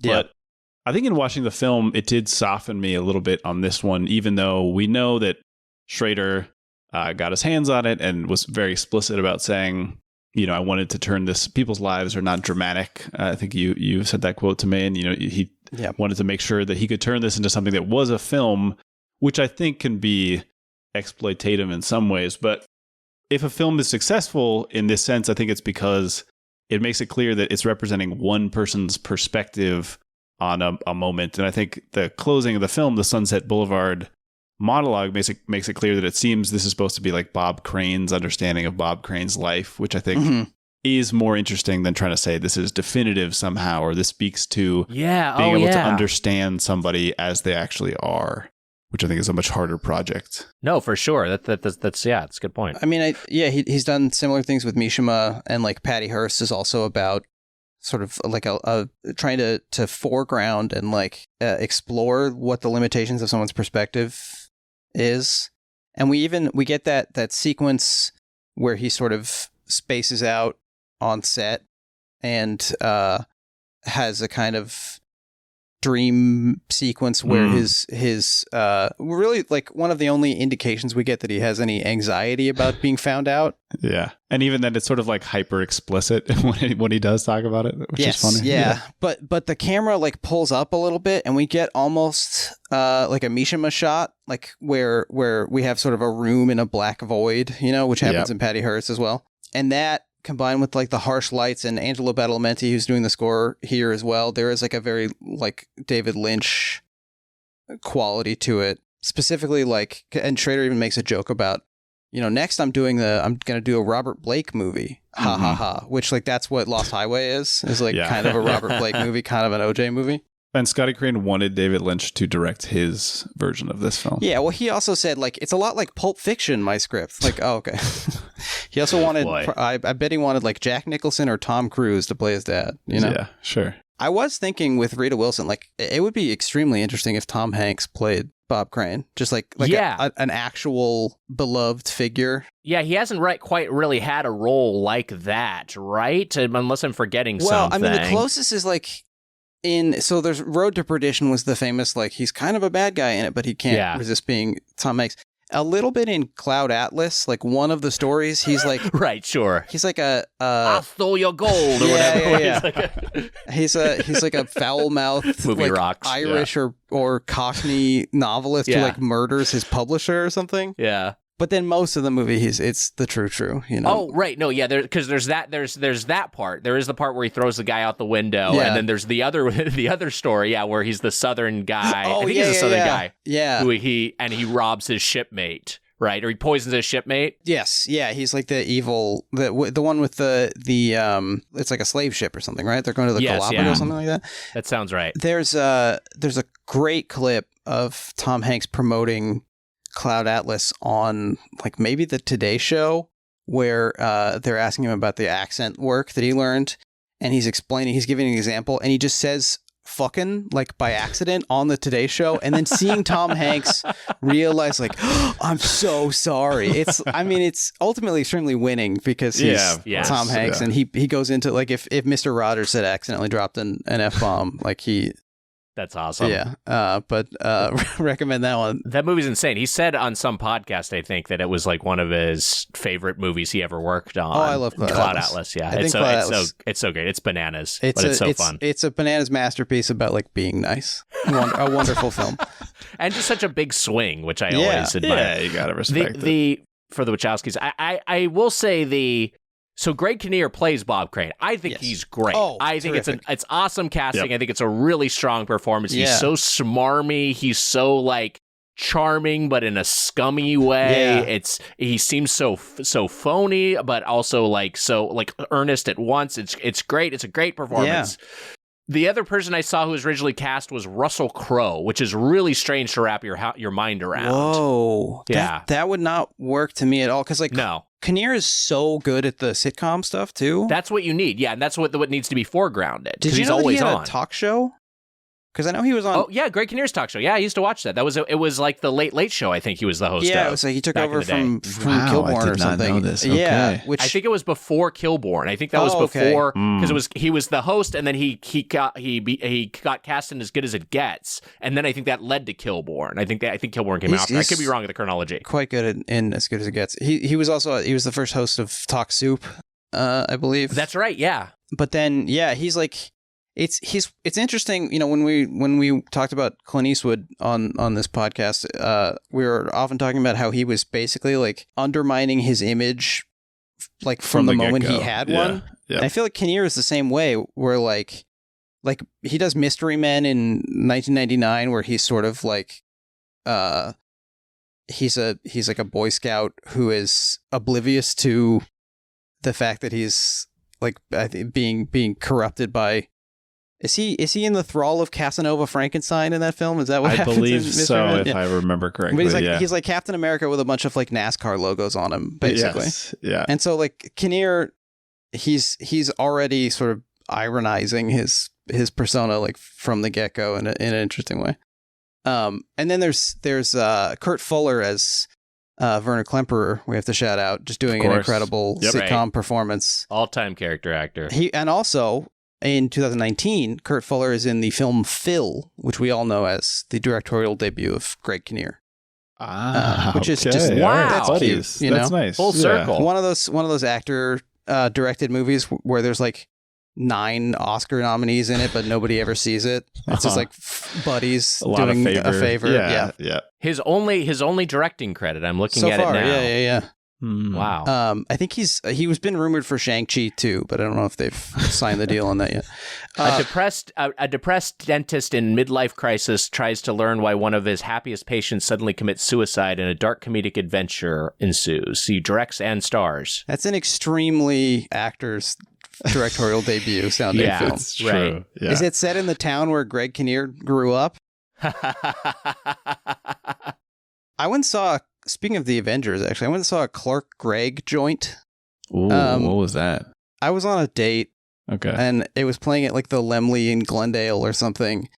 And he played like an agent, a talent agent who discovers like a very talented young actress who's like 14 and then realizes she's being abused by her parents or something. And it's like, why did you make this up that this is happening and you're the hero? And then I believe at the end of it, he literally sprouts angel wings and flies into heaven. Okay. Jesus. I love actors. They're very special. That people. rocks. I was going to ask you, Nick, in your experiences, at Funny or Die and writing for TV, did you ever meet anybody who, you know, any kind of goody two shoes public persona folks who turned out to be weirdos, or just any surprising, maybe the other way around, any surprising real life personalities? Let's see. I'm thinking, I worked with Diddy. I don't know if there's anything there. That's an interesting one. He didn't seem like a nice guy. Yeah, no. Before. Actually, I will say that I worked with Diddy. So this was a Funny Die video that he came in and he made, and that me and Andy Maxwell directed. And the way it worked out, the only way we could schedule it, because he was so busy at the time, was it had to be like a 7 a.m. call time on like a Saturday. Whoa. And it was like, oh man, 7 a.m. on a Saturday. Yeah, sorry. Hey, man, we'll see. And his assistant kind of seemed like, oh, he might be reticent to do this. We'll see. He showed up early, and was like, he was already in the makeup chair when I arrived at like 6:50. Wow. And then he was off book, and so he knew all his lines and was super game. And after the shoot, like, he stayed as long as he needed to shoot everything, and then afterwards he sent us all Ciroc vodka. And for years I would be like, Diddy is the best guy. He's a total pro. He'll like give you whatever you want. He's so fun. He's so game for whatever. He's willing to make fun of himself, and like just completely. But that came about because he said he was a huge fan of Downton Abbey, so we just did a thing where we comped him into a bunch of Downton Abbey footage and called it Downton Diddy. Interesting. Anyway, that video I don't think is I think it's now illegal. I think you can only see that video now at bobcrane.com for 1995. Yeah. Well, it's also, I think it's on the CIA's website, because Osama bin Laden had it on his computer. There with those Tom and Jerry cartoons. Yeah. Yeah, he loved Downton Diddy, he loved Tom and Jerry, and he loved like hentai puzzle games or whatever he had. Bunch of porno video games. It sucks that Bob Crane would stick around to find hentai puzzle games. Oh yeah, he would have been super into Honey Pop. Yeah. This is basically of no real consequence, but so Werner Klemperer, who played Colonel Klink on Hogan's Heroes, his father was Otto Klemperer, who was like a famed composer and conductor, who was a protege of Gustav Mahler. Wow. So Bob Crane had like 3 2 degrees. handshakes from Gustav Mahler. Yeah. And life is it's incredible so how long weird. Life is. Yeah, I mean, we were that talking sort of thing about happens. On our Mishima episode, or I think I failed to say that one of Mishima's like lovers is a very prominent drag performer in Japan. Yes, was and is. Yeah, was Yukio Mishima's lover and friend, and also voiced the Pokemon Arceus in a 2019 direct to DVD film. Yeah. That's bizarre. Wow. And Pokemon, is that Pokemon 3 the movie? Is that the third one? I think it's even deeper than that. It's like Pokemon 20 the movie. Yeah. That's so funny. Yeah, it's I think a prequel that takes place. It's like the Pokemon Silmarillion, sort of. Like Arceus, I believe, created the world or something like that. You're exactly right about that. Thank you very much. We haven't really touched on something that is in the film, which is just the weirdness of Hogan's Heroes being a show that was produced in the late 60s. Yeah. About the Holocaust. I mean, not to, I mean, it's like Stalag 17, the show, to the point that it was sued by... I was going to say, they get sued by, I don't know if it's Billy Wilder or somebody, or the guy who wrote the writers of the play. The play, yeah. But yeah, and we talked about on our, there's a Clint Eastwood film called Where Eagles Dare, where a lot of the Nazis are played by, like, people who escaped concentration camps, or Jews whose parents were in concentration camps. Yeah, a lot of German actors in Hollywood in the mid-century were like escaped German Jews, and like, who do we have who can do a German accent and look scary? Put them in a guys who are also uniform. there. Yeah, right. Yeah. Well, yeah. I think it's fascinating in connection with Bob Crane, this idea of like, what distance do we need to be able to put something on video, or to transform the meaning of something that's on video, to say, I don't want to reference ongoing genocides, but the idea of something that was like less than 20 years out being something that you could turn into a source of comedy. I'm not even critiquing it. Stalag 17 is a good example of a film that I like a lot. I've only seen a little bit of Hogan's Heroes, created by a German Jew, himself, Billy Wilder. Exactly. And IAL Diamond, I believe, also. Yeah, it just becomes this like a form of therapy for some people, but it's also being watched by people who have no sense of what the actual act means, right? You're producing this thing that is viewed by a great range of audiences. I remember my middle school classmate whose name was Devin and was like the most Nordic boy I had ever seen, who loved to just yell out of context lines from Chappelle's show in the hallway. Yeah. Where like, it's one thing for Dave Chappelle to be like, he would literally yell white power in the Dave Chappelle black white supremacist voice. Right. Just because it was like a funny thing. It was the same thing as like yelling, yeah, I want cheesy poofs or whatever to him. But yeah, out of context, these things they sort of lose their context. He was an example of one of the reasons why Dave Chappelle walked away from Chappelle's show in the first place. He knew about Devin. He heard Devin. Yeah. Some of the stuff that he was up to. Yeah, exactly. So when I was reading about Hogan's Heroes specifically, it did say that a number of the cast members who played the Germans were Jews. And one of them had a quote that was something like, who better to play Nazis, or who knows how to play Nazis better than Jews, you know? Right. So I think there was a little bit of, I imagine that was part of the, I don't know, motivation behind casting, but at least like that was like part of the how those actors dealt with with that task of playing those characters. But it is such a strange moment for this to exist. Like Hogan's Heroes is a thing. What I originally learned about the show from The Simpsons, because Homer is like talking about, like there's a moment where I can't remember he has like a spirit vision, and it's like comes to him as a founding father, and Homer doesn't know who he is, so he's like, fine, and switches to being Colonel Klink from Hogan's Heroes. And Homer's like, Colonel Klink! And so like I remember that's how I learned about like Hogan's Heroes and what a weird piece of pop culture it was. Yeah.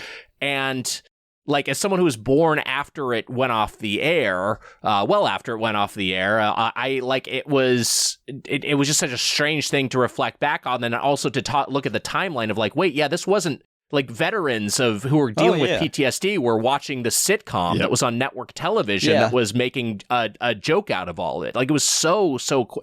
It's honestly like having a, I don't know what the comparison is, because there's not like a gigantic global trauma on the scale of World War II in recent memory, you know? I mean, I guess it'd be like if there was like a sitcom set in the World Trade Center. Like, what is the I guess that comparison? like that for American audiences, that might be the sort of thing. Although I feel like there's so much irony immediately attached to 9/11 that maybe that's just always been a way that people dealt with these things, and that we're just less conscious of it because people didn't have social media. I don't know. It's interesting, you know. Schrader nods to some controversy about it by having a Jewish executive, our old buddy Ed Begley Jr. Yeah, it's Schrader's friend Ed Begley Jr., who is like, if you wanted to depict a Nordic alien coming down to like kickstart humanity with a monolith or something, it would be played by Ed Begley Jr.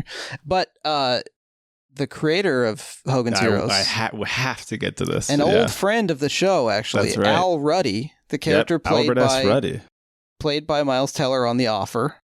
Who he was also a friend of Clint Eastwood, and so he has 2 Oscars for Best Picture, one for The Godfather and one for $1 Million Baby. Mm-hmm. Because he was just around forever. And he wrote this as like quite a young man, and I think this also complicates the sense of like ownership of discussions of the Hulk. So I was going to say, he's Jewish. Al Ruddy, yeah. He's Jewish, but he's an American Jew from the East Coast who, you know, I'm sure knew people coming out of the Holocaust, but is not somebody, he's dealing with it secondhand at the closest. So it's a family or a generational trauma rather than or like ancestral trauma, I should say, rather than his own experience. Yeah. Which is not to say that he can't, but it just means that it's, you know, murkier than an actual survivor doing something like this. I think I always assumed it was like a Pepsi version of MASH, but it predates MASH. It does. Yep. Like by that's really interesting. Many years. Yeah, it's not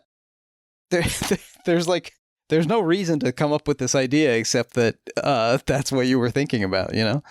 Apparently, like, the show keeps contriving reasons for, basically, like, Hogan is working for the U.S. Army to, like, keep the camp going so that they can use it for, like, information gathering and they have to disrupting contrive operations and they have to things like contrive this. reasons Yeah. for the show to keep going, which means they have to contrive reasons for the Nazi prison camp to stay open. And it's also it's permanently winter on the show. It's really bizarre. That's so funny. Yeah, just trapped in an unending hell where you're just you're all you ever do is befuddle this lumbering Nazi colonel. You're just getting the better of him, but only to a point that the status quo can reset at the end of the episode. Yeah, it's interesting because the movie does, I think, pretty efficiently, in addition to the Ed Begley Jr. scene. And by the way, Michael McKean also has a single scene, but it's just one of those things man, what a great bit of casting here. Mm-hmm. Just coming in here, just fucking Yeah, at this point, so he's also now in 2002 married to Annette O'Toole, who was in Paul Schrader's Cat People. So that's fun. right. That's yes, nice. yeah. I found that out recently. Yeah. Anyway, so in addition to the Ed Begley Jr. scene, the scene where Bob Crane is learning about it from his agent, it does kind of For sure. very efficiently. I think it's a nice piece of writing. Just step through all of these concerns through Bob Crane's character being it's what? It's a Holocaust comedy. It's well, it's set at a POW camp. It's they've kind of anticipated all of the responses, and they have it's not a concentration camp. It's a POW camp, and then at first he's so it's a drama. It's no, it's a comedy. It's every bit of information that you'd but they're trying to soften it at once. I don't know. It's the whole thing is baffling that it ever came to exist, let alone become this gigantic hit. Yeah, it was a big deal. And yeah. I believe that at least in some of the scenes, Greg Kinnear is wearing an authentic Hogan leather jacket, which is ghoulish to me. Yeah. Yeah, and then the other cast member, they in addition to they have a few of the cast that kind of are in it a little bit, but the other one they kind of spotlight is Richard Dawson, who played. Yep. Yeah. And Richard Dawson himself, I think, something of a famed horny guy, right? Yeah. When we hosted Family Feud later in his kisser. life, and he was Innuendo. always kissing women on the mouth. But he didn't have this accent, which is very strange. Oh, interesting. I mean, or maybe he dropped it, but I watched interviews with him that were at least from the Family Feud and post era, and he doesn't have this basically Dick Van Dyke, Mary Poppins accent. Because I think Michael E. Rogers, who plays him, is Australian. So okay. He's putting this accent on, which is not. This is a famous person. It's if someone was playing, Steve Harvey, and they came out doing a strong Canadian accent. We all know what that guy talks like. Yeah, that's an interesting choice. It's I guess it's kind of like Tom Hanks in playing Colonel Tom Parker, right? Sure. He kind of invented his own little accent there, but it's really fun. I don't know. I think it does work for the movie, though. Sure. Yeah. And they just call him the British guy because it's so much of it's trying to kind of operate in shorthand and it's more just establishing that he's the link between him and John Carpenter, and he's also this kind of jealous rival that he forces John Carpenter to excise from his life, But that's really interesting that he did not have that accent. Yeah, such a strange move. And I think the Dawson character is significant for another reason, which is to serve as a foil to Bob Crane's character, because he's also kind of a freaky fuck guy who likes technology. So all the big defining Bob Crane features, and he, like you said, he auditioned for the Hogan role. So he's literally sliding doors Hogan. And Therefore, for the grace of God, Yeah, but he manages it in Frank Sinatra, speaking of, sort of a way that allows people to be winky and everything's fine and it doesn't affect your career. And there are versions of this that were basically acceptable, and it's not clear where that line is for somebody like Bob Crane. Yeah. I think there's also a little bit of an element of Richard Dawson seems to legitimately have charisma with women, and he's actually, versus Bob Crane, is using all of these sort of parlor tricks to kind of what is that, me on the TV, to try to lean on his fame and use that to parlay it into sexual opportunities. Now, I know that you're a happily married man, Nick. Yeah. Does this ever happen? But do I have a fuck basement? Yes. Going down there later, jack off with my buddy. Yeah, exactly. Beautiful. Hey, it's, and what I love about that scene, they're just talking about other stuff too. They're just, they can't help but jack off. And he doesn't take his jeans off. I miss Scotty too much. Yeah. You're talking about your son while you're jacking off? Yeah. But do you, in your wildly successful podcast life, do you and your co-host, do you field propositions from amorous listeners? This is a great question. I think like anyone who has any sort of platform or prominence, yeah, you end up getting some, unsolicited advances. I think that's just kind of the nature of, Sure. But to me, it's not anything that I can't deflect or that I find ever threatening or onerous or whatever, Right. thankfully. But yeah, I don't know. I mean, I think that always exists, but I think there is a layer of even me with 2 shitty podcasts that I would not call wildly successful, but whatever level of success you want to ascribe to them. It's even someone like me ends up getting some of that. So you can only imagine back in the era of 3 network television channels having a top 20 show, just how he must have been beating him off with a stick. He was just constantly being approached, and the movie definitely conveys that. And he and John Carpenter were beating him off together. But yeah. It's interesting that the film really depicts these different layers of fame and the way that he's king shit on radio, to the point where he can sort of get the Lone Ranger to do his shtick with him. Yeah. But then he's still trying very hard to get TV roles. And so he's sort of begging and scraping in that way, but then he's big dogging Carpenter because he's more famous. He's the famous one in that zone. And then the way that when he's doing dinner theater, he's on the down slope, but the people in the dinner theater with him, they presumably might be earlier in their career doing this on their way to Hollywood. It's just it's a side of the industry that you don't see depicted quite as much. These kind of continuing to try to hustle for any sort of relevance, and we're kind of seeing all sides of it, because you're seeing it started after he's already successful. He's got a hit radio show. He was on Donna Reed, which was a popular TV show. Yeah.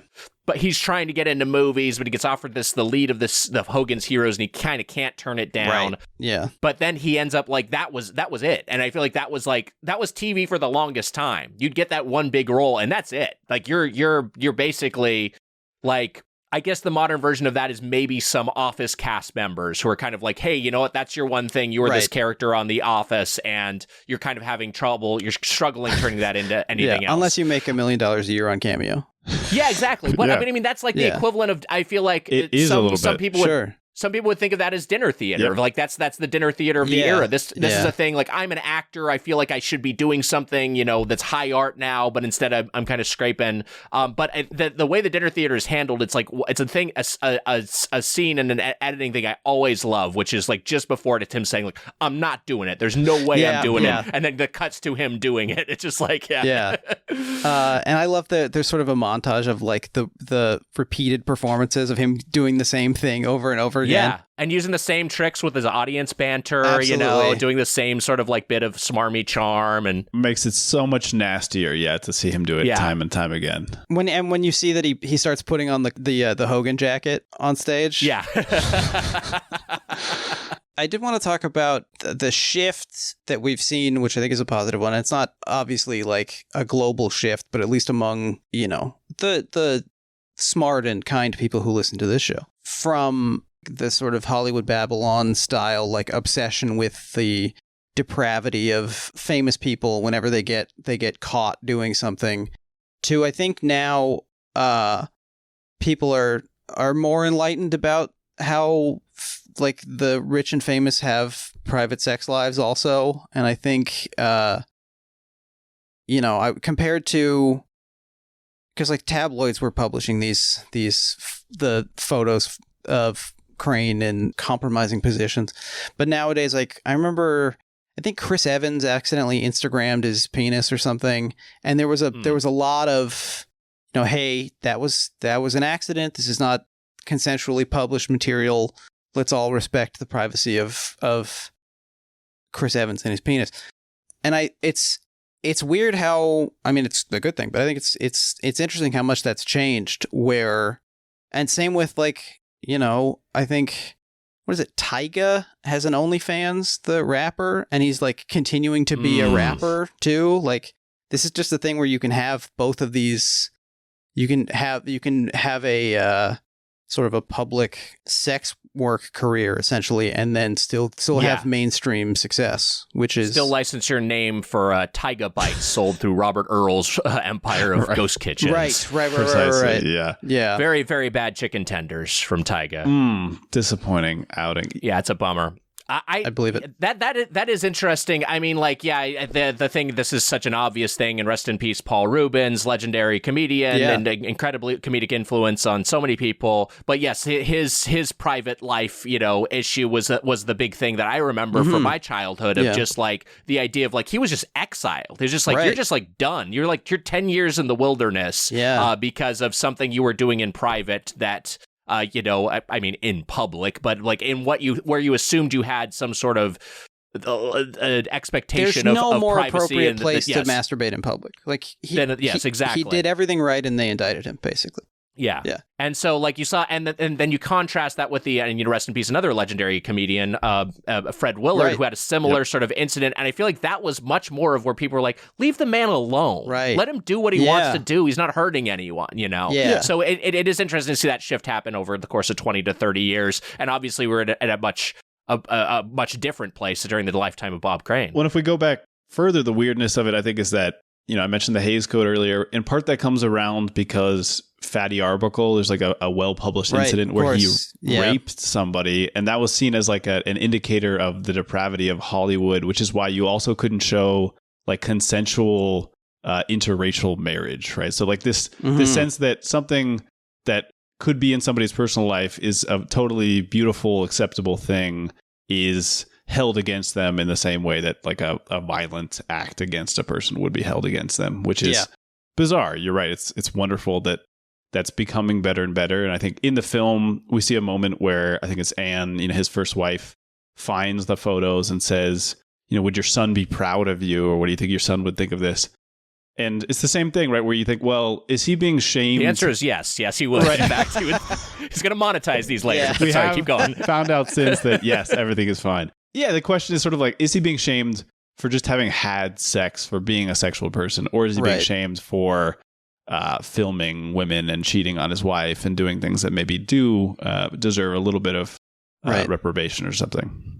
Well, and I also don't even know how much this, and I don't know if we're talking about the film or the public response to him as a celebrity, or maybe we're talking about both at once. But like, I don't know how much the film is like necessarily like saying this guy should be shamed or anything. I think it's more just sort of interested in interrogating like what led to this, like what led him down this path where he just was unable to escape, you know, this something of a gilded cage he made for himself, you know, where he thought like he was getting his every desire fulfilled, but then he ended up like the stuff that he actually was pursuing gets taken away from him piece by piece.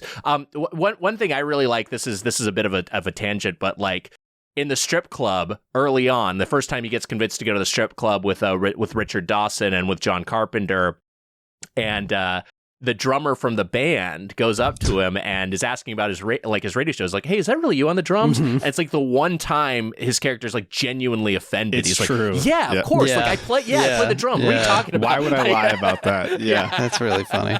Yeah, but that's the thing he's really defensive about, and it's I don't know. Maybe that's the thing in and of itself too. Like maybe his real passion, honestly, was jazz drumming, and his outlet for it was going to fucking. Going to strip clubs and playing the drums. So that maybe that's how what led to everything. Yeah, I forget who it is who asked him like, "What would you like to be true?" And he says like, "I'd like to play drums with Buddy Rich." That's his one dream. Yeah, you're right. Yeah. Rita Wilson at this time could not get out of period pieces about aspiring jazz drummers. She's in this. She's in That Thing You Do. Someone in this film also says the phrase "that thing you do." So it's all connected. There you I go. had a bunch of red yarn over here. I wanted to make a connection based on what Nick was just talking about, which is like, you know, what does this film think about Bob Crane? What is its assessment of this? Or like what if we're stepping back, and part of the premise of the podcast is to talk about the implications of this for people interested in left politics or approaching the world with that kind of lens.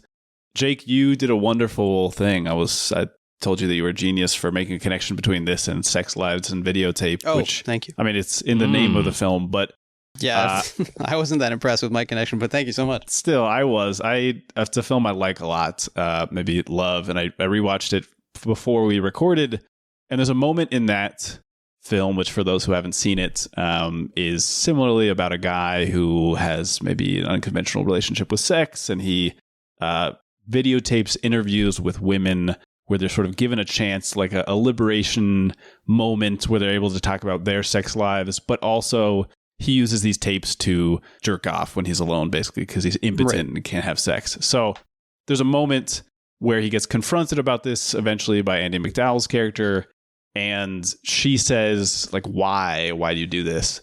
And I have the quote here. His response is, why? You don't know who I am. You don't have the slightest idea who I am. Am I supposed to recount all the points in my life leading up to this moment and just hope that it's coherent, that it makes some sort of sense to you? It doesn't make sense to me, and I was there. And I think that's totally fair. I mean, this is something that I love in film when two people are having an argument and both of them are right. I think it's really great. Yeah. So it's like a sure, art. And her point is, look, basically what she says over the course of the rest of the conversation is, I don't pretend to understand everything about you, but I care about you. And now we have a relationship and I want to deal with this thing that is in your life.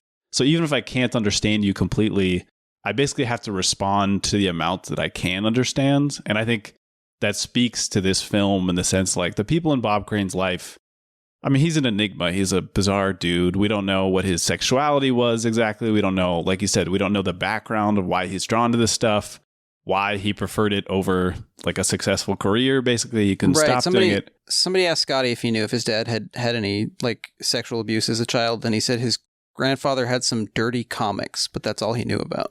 So, yeah, who knows, it's a mystery, right? So we can't make a coherent story, and I think the film doesn't try to do that. But I think the people in his life, like we haven't talked about Lenny, his agent, sort of confront him in the sense of like, look, I don't know what's going on with you, dude, but if we're trying to like meet you where you are and respond to people in the position that they're in, we have to figure out at least some version of the story that we can make sense of, or like, I don't know, what is our responsibility, maybe returning to the biopic question, if we can't understand other people, but we also have to be in a position to respond to them? I don't know. I'm not sure what the film is saying.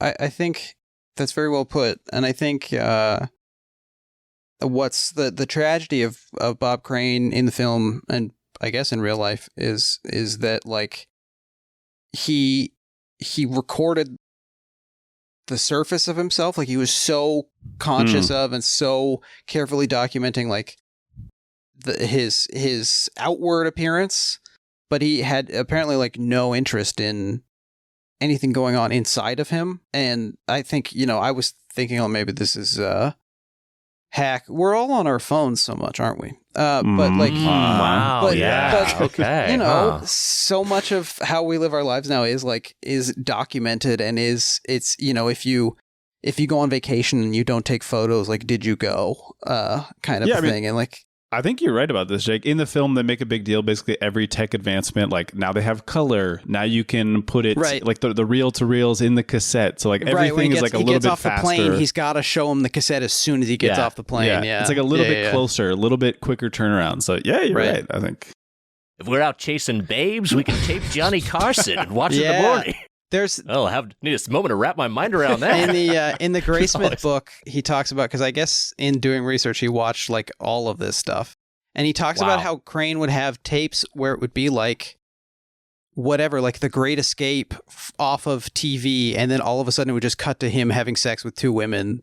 Wow. Because he just, like, taped over some. He needed some tape, and so he found it where he had, and, like, toward the end of his life, like, one of the last things he was doing was trying to edit together some version of, like, a horror film that Scotty wanted to see, but cutting out, like, the too scary parts or something. So he, like, he had Carpenter bring him some, like, editing equipment. Carpenter would follow him around the country with as you see in the movie, like all those giant like road cases full of video equipment, and he would set up like a full like Avid suite in his in like the whatever the dinner theater equivalent of the comedy condo is, because like all these theaters have like some apartment nearby where the lead of the play can stay. And so he would just set up this like master console where he could do all of his editing. I mean, the guy was like, I think if he had directed his efforts slightly differently, he could have done some really cool stuff. Like, clearly he had a knack for this. He had a fascination, but like just couldn't stop fucking. And and also just like the complete absence of separation of like, obviously, like, he was living a lie to some degree, but when he's talking about like he's using this video to edit pornos of himself, but he's using the setup to edit these video these pornos, but he's also like, but I can use this to edit cartoons for Scotty. He's like, it's a dual purpose to him. But he can't separate that those things might need to be different parts of his life. Yeah, he's like, and that, like the same camera that I think it's the same camera that he's using to like film his wife washing dishes, right. and then John Carpenter is using it to film him getting a blowjob. Like it's so, it's that honestly, like that level of it is part of what makes it feel so depraved. Right. It's that he's mixing the two worlds, and I guess one Crane kid said that he didn't have a problem with that, and neither should we. And the other Crane kid said, like, yep, that was his problem. I'll take my $20,000, please. Mm-hmm. The one thing, just going back to the strip clubs, I will say that seeing the. Not that I'm a strip club guy, but I know that there's like strip club DJs and like club music is like what's going on now. Mm-hmm. But like just seeing that there used to be like a jazz quartet that was playing while during a strip tease, I'm just like that I was like, we used to make things in this country. True. Like, a guy who played with Charles Mingus is up there at like the Seven Veils. Yeah, there's a guy with a tenor sax just fucking wailing. And they're all getting paid. They're probably like union musicians. Like right. It's beautiful. Plus, like Lenny Bruce is inventing stand-up comedy there or whatever, like although I've never really been to a strip club. Me neither. Ian and I were talking about the famous famous to us Brent Weinbach joke about men going to strip clubs like, hey, do you want to go get a boner together? Right. But the closest I got was I used to have a job that would sometimes fly me to San Francisco from Los Angeles, and I was on the same flight with guys from the sales team, which is basically just like a continuation of a fraternity. Like you go straight from fraternity to sales team. And so they're like this is in San Francisco. They were saying some strip club. It was the famous, like they have really good fried chicken. Like that. Mm-hmm. That's a thing that men say now to go to the strip club. Oh no, the food's actually good here. And so they were trying to like head to the strip club quickly before we had to go back to the airport. And I got dragged along because I was like sharing a car with them to the airport, but I managed to look terrified enough that they're like, you know what, maybe we shouldn't do this. So I got basically into the like the ante room of the strip club, and I heard music and I saw like maybe a leg gyrating, and then I was ushered out because I looked too scared. I wonder if like, this is the part of why, guys like you and me, Jake, it's just like we should avoid a strip club at this point in our lives is because maybe you just turn into Bob Crane. Like maybe you reach a certain age and like, you. It's like, oh, wow, okay, all right. I'm a sex guy Be now. like PCP. Fuck. Yeah. Ian, have you been to a strip club? I have very briefly. You got a lot of older brothers. Was it related to your older brothers? Absolutely none of them would ever do that, which I say with great respect. No, this was also like a college era thing, but it was disgusting, and we fortunately left quite quickly. But I worked at a hotel in San Francisco, and I remember very clearly a man while I was working at reception and coming up to me at like 10:45 and waiting until it was just us at the reception, basically, to be able to come up and say like, okay, I mean, I like, you probably know what's up, man. Where should I go here? And I, just absolutely horrified to be asked this. The guy should have come up to you and be like, hey, do you know where the nearest Games Workshop is? I would have, the Metreon was like a 10-minute walk away. Easy, come on. Yeah, but I also remember speaking to do you want to get a boner together? a sleepover when I was probably in 8th grade at like a guy's house who didn't like me that much anyway, but like out of inertia, I'm with the whole group and I get invited. Yes. Yep. And he shows me his older brother's websites, which was some type of, bustyladies.com. And my biggest takeaway from the some sleepover... type of bustyladies.com. It's our sponsor this week. Right. Besides being horrified also that, I have to like leave the sleepover with this, I left my contacts outside of the case on accident, and in the morning had to put them in, and I couldn't help but feel a sort of Christ's punishment for my behavior and like trying to Crown put of thorns, this like dried contact into my eye and leave the sleepover and say that everything was fine. So this actually reminds me, this is the second time that Willem Dafoe has played a carpenter in a Paul Schrader film. It's a great point. Very good point. Really makes you think. It doesn't ask what time it is in the other movie, though. But he does get with his two ladies, That's true. That's a good point. Speaking of Willem Dafoe and cranks, she mentioned, she objected and said if they're going to talk about his dick so much, they have to show it. Like, you can't.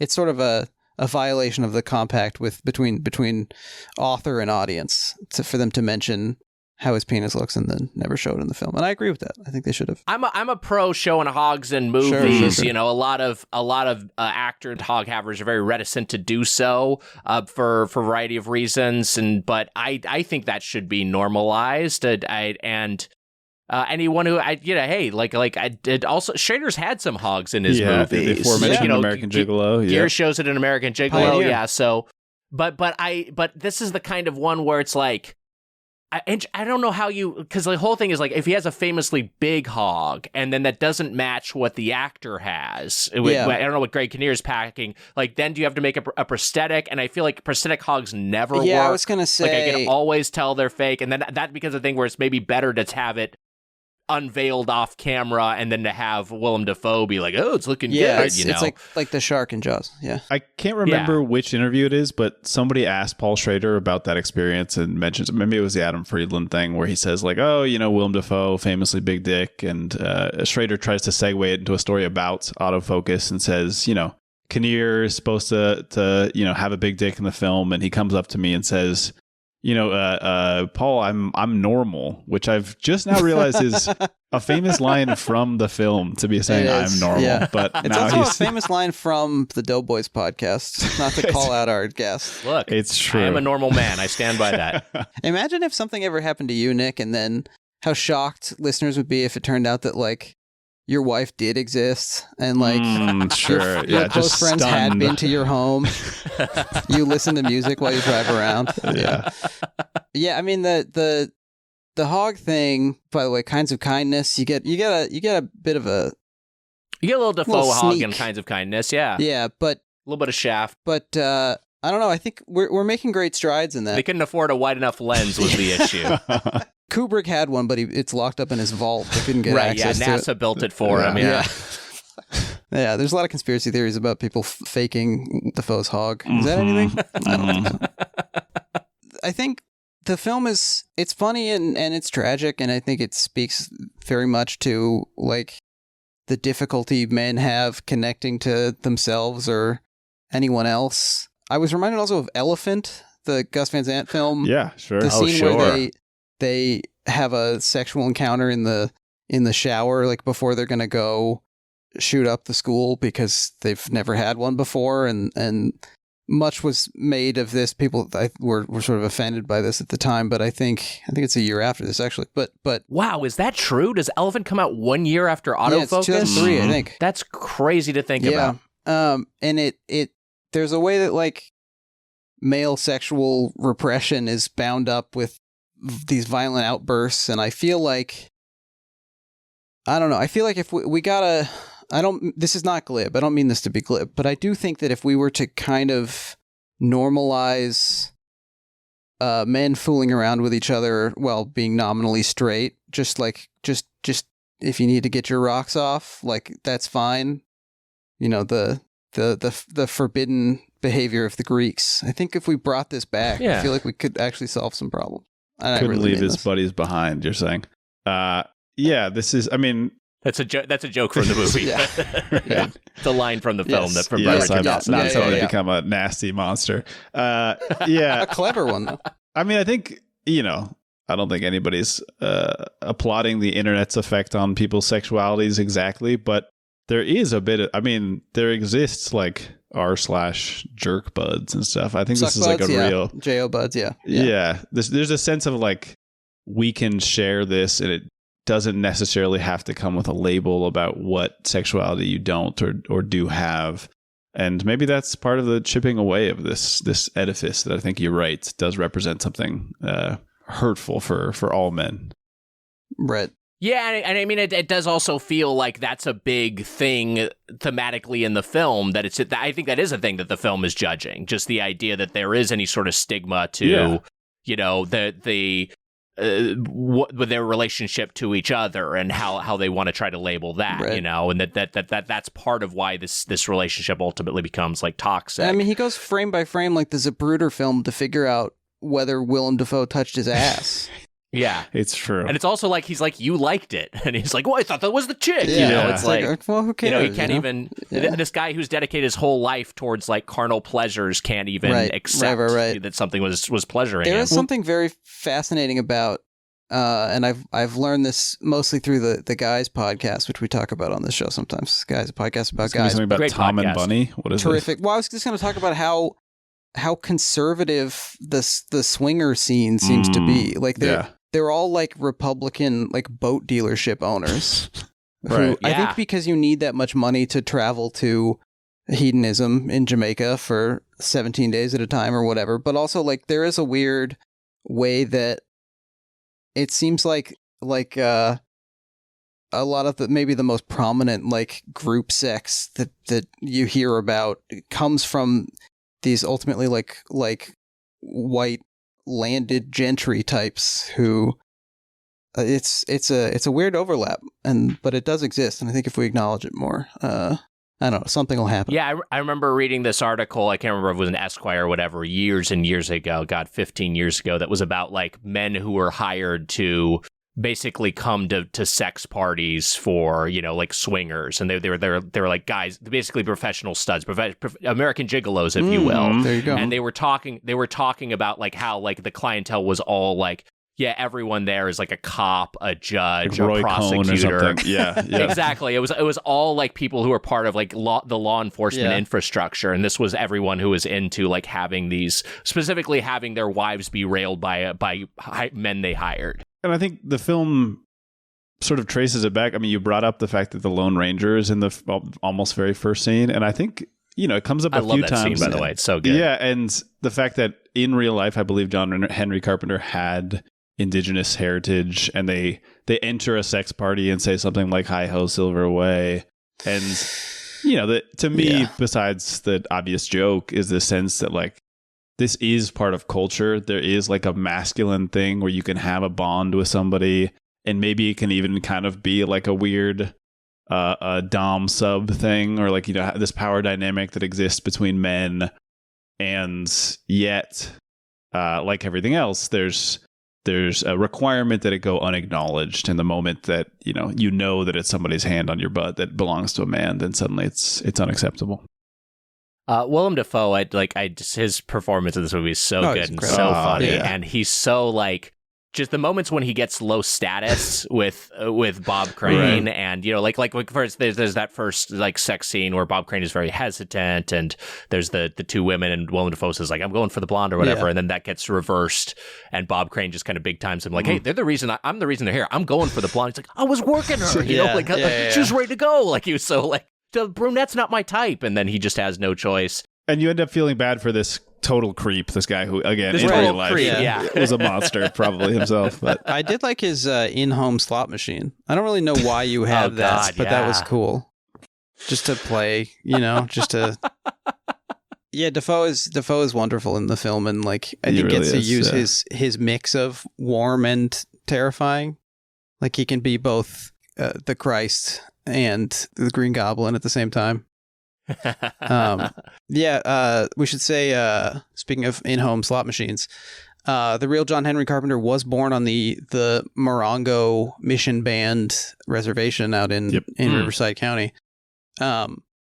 And yeah, I think he had some indigenous heritage and some Spanish. So the FBI full-blooded Indian license plate is, I think he mentions it as sort of a stolen valor situation. Well, he starts with it. He said like he has the license plate frame that says FBI, and he's like full-blooded Indian. Well, half. Yeah, he's immediately like I'm a fraud, but whatever. I'm a shifty guy. Yeah. But I mean, like, nothing about me is exactly real, as it seems. But I can imagine, this in modern times, he would just be the engineer of the Bob Crane podcast and like show him all the new recording equipment, and they would have like whatever porno ladies on and pull in like $3 million a year doing OnlyFans or whatever. It's just they were men born at the wrong time, I think. It's called Zencaster, Bob. You can record the entire podcast within a Chrome browser tab. Yeah. I'll need a moment to wrap my head around that. But. I mean, it doesn't work on Firefox yet. Stern now, right? You're just describing like Stern. I guess guys. so. Yeah, sure. Yeah. It's fascinating that Carpenter was like head of the video wing of Sonycom. In the U.S., like before it was even crazy. Sony. I was sure the Elvis thing was going to turn out to be a lie, and it seems to have just been true that he sold. Yeah. He talks about selling it, like the equipment to Elvis. He ties selling hi-fis to like and video equipment to like Tommy Smothers was a huge celebrity at the era.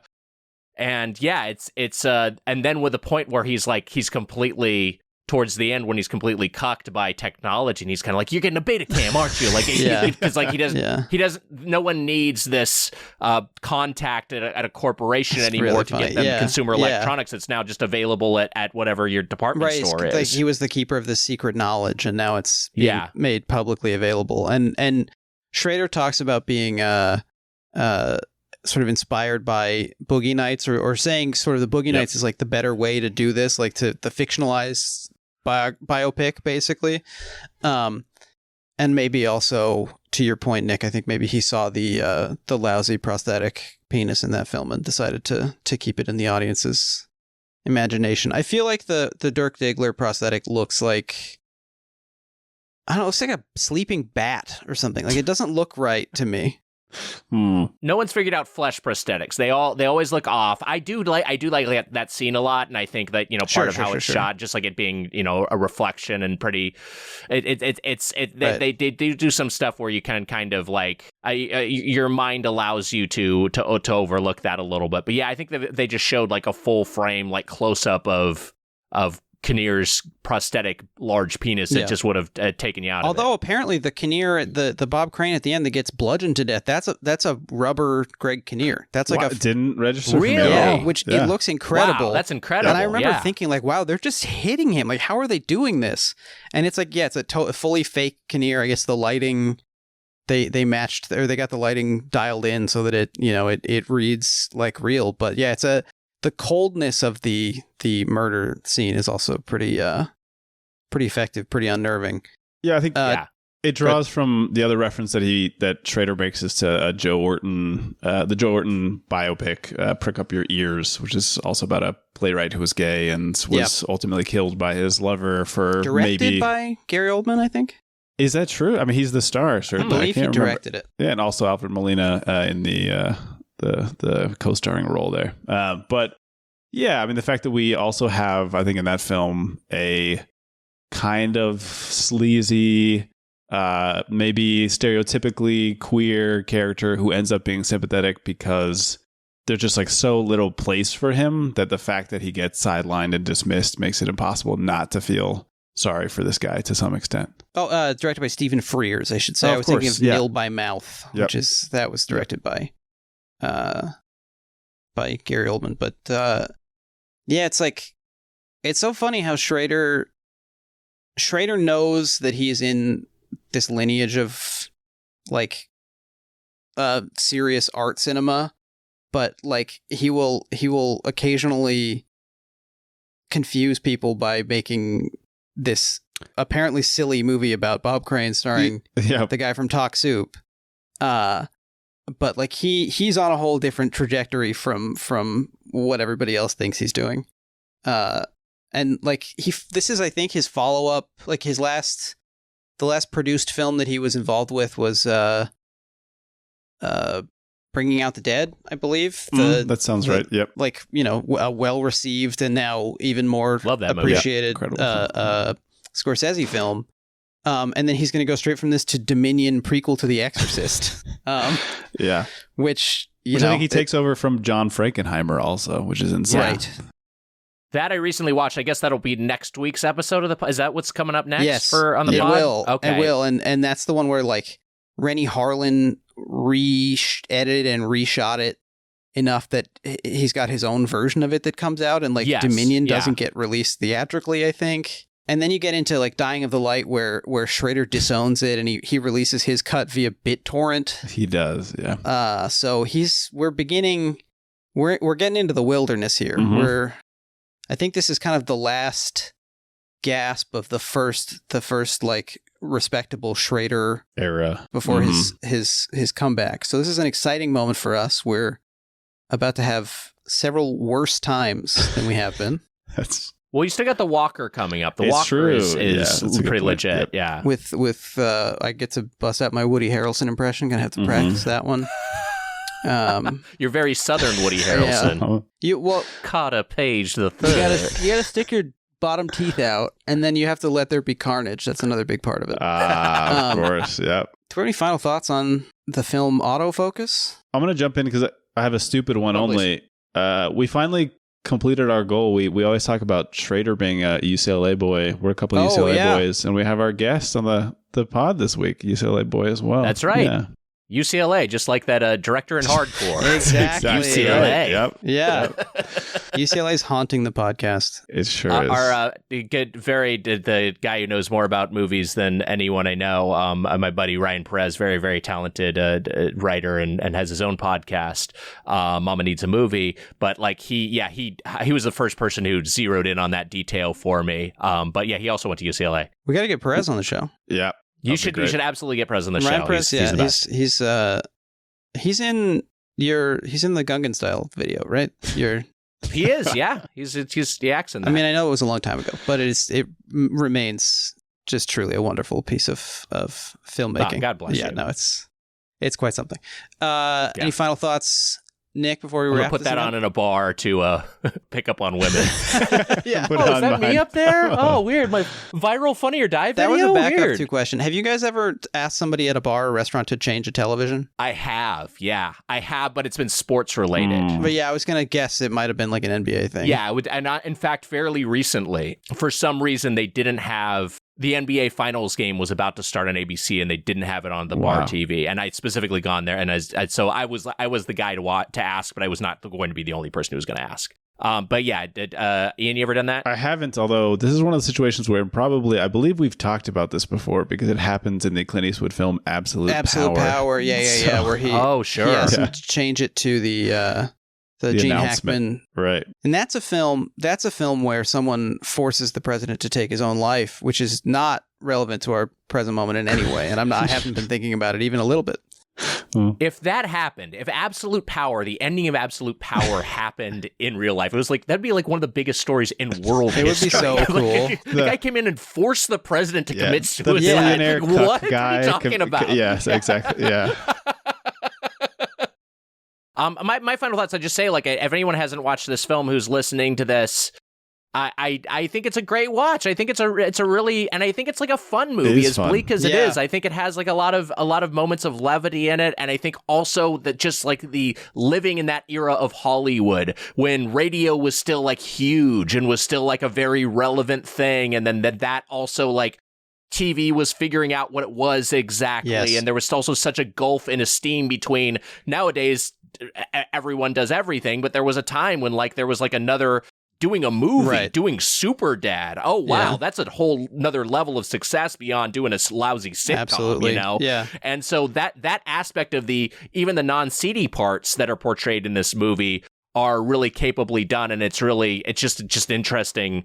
As it lives in that kind of TV milieu. The other thing I would say is that I looked up I don't know why I didn't think didn't think to do this earlier, but I was looking at IMDb trivia, and I have this up. The LED watch that Carpenter uses to entice women throughout the movie is inspired by an actual watch sold in the back of pornographic magazines in the 1970s and 80s. Offered by a company called Leisure Time Products, the watch was gold-toned with a black faux lizard skin band. Unlike the watch in the film, it was analog, and its face was emblazoned with the phrase, "Time to fuck," which would illuminate red every 30 seconds. Wow. So it's actually much the actual crazier. watch was less, it was less subtle than the one that he's got in the movie. I mean, what is the use of that? The watch retailed for the modern equivalent of $150. Wow. Imagine spending $150 on a novelty time to fuck watch. Just apropos of nothing, just want to remind people, patreon.com/podcasty for me. There's 2 hosts, don't forget. Yeah. And we each have 2 wrists. Yeah. I'm just imagining, like, what is the use of the time to fuck watch that flashes every 30 seconds? Because, like, you can't surprise anyone with that because you're just walking into a room glowing, right? And then also, like, if you're wearing it to show off to your friends, great watch, and then you're going to want to take it off because it's bothering everybody. Like, what a bizarre product. Yeah. I'm imagining the guy who wears it on the inside of his wrist, like one of those guys. Right, and it's right. just for him, basically. It's like Mark Wahlberg. This is what he does to schedule his That's stuff. how he knows what time it's time to wake up. Yeah. Yeah. I think that probably what it was a gag gift. Sure. I think you probably got it for your Expensive whatever. Gag gift, Very though. expensive. It's way, gag that's the gift. thing, but Gag you maybe pull your maybe the office buddies would pool your money and get it for a dude's birthday, 40th birthday or whatever, and there you go. Show this to your wife, you know. I would love to have the actual thing. We'll do some digging. Might have to. This is a continuing quest for the and listeners. If you find a functioning time to fuck watch on Depop or whatever, please shoot us an email, podcastyforme@gmail.com. We got one last thing we got to do before we wrap things up, and that is, of course, the sexual obsession check-in. Gotta do it. Which is it's not as scary as it sounds. Now, Paul Schrader was a few months ago. He was talking about his upcoming film, which I believe we now know is called Non Compos Mentis, and he had the following to say about it. I've never written a script about sexual obsession, and so that's the one I'm doing now.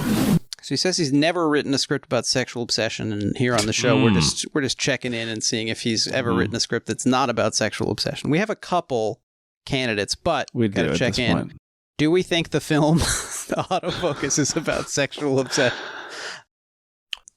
Wow. I think so. Yeah. I think there's a pretty strong case that it could be delving into that. It does impinge upon the plot, at least a little bit. Yeah, I mean, one could argue that maybe the obsession involves sex, but is actually about something else. But I think that's splitting hairs. I think so. And even though Schrader didn't write the principal draft of the script, all of his rewrites seem to be directed at making it more about sexual obsession. So that seems fair.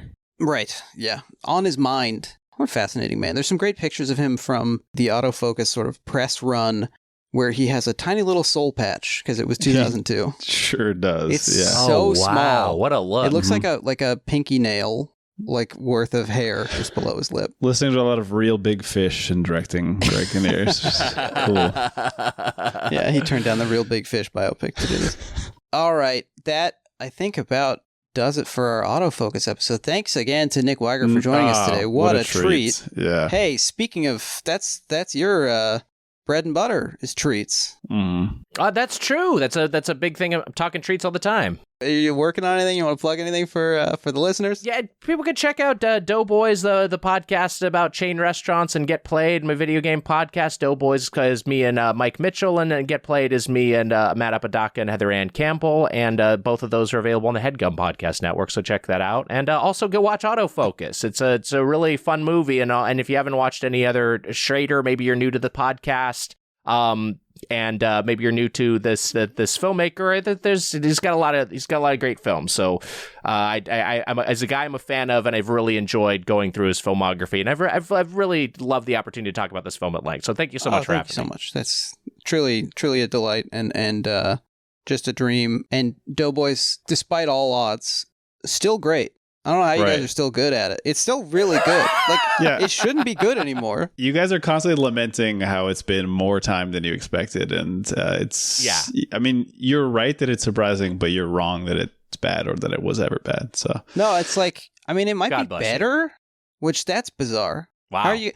Yeah. Whatever you guys are, keep it to yourself. We can't have this kind of knowledge getting out, because then, I mean, this show needs to get worse to the point that Ian and I can stop doing it. But truly, Nick, thank you for being here. This was really fun. I'll say I can divulge that Mitch and I, because we're back in person at the HeadGum studio, we do a pre-show ritual of doing a little autofocus recreation. So this is huge for us. Oh, I have a plug, actually. I remembered this from Willem Dafoe's appearance on WTF like 7-8 years ago. Marin asks him, he brings up the couch jack-off scene in autofocus, and Dafoe's like, yeah, it's natural.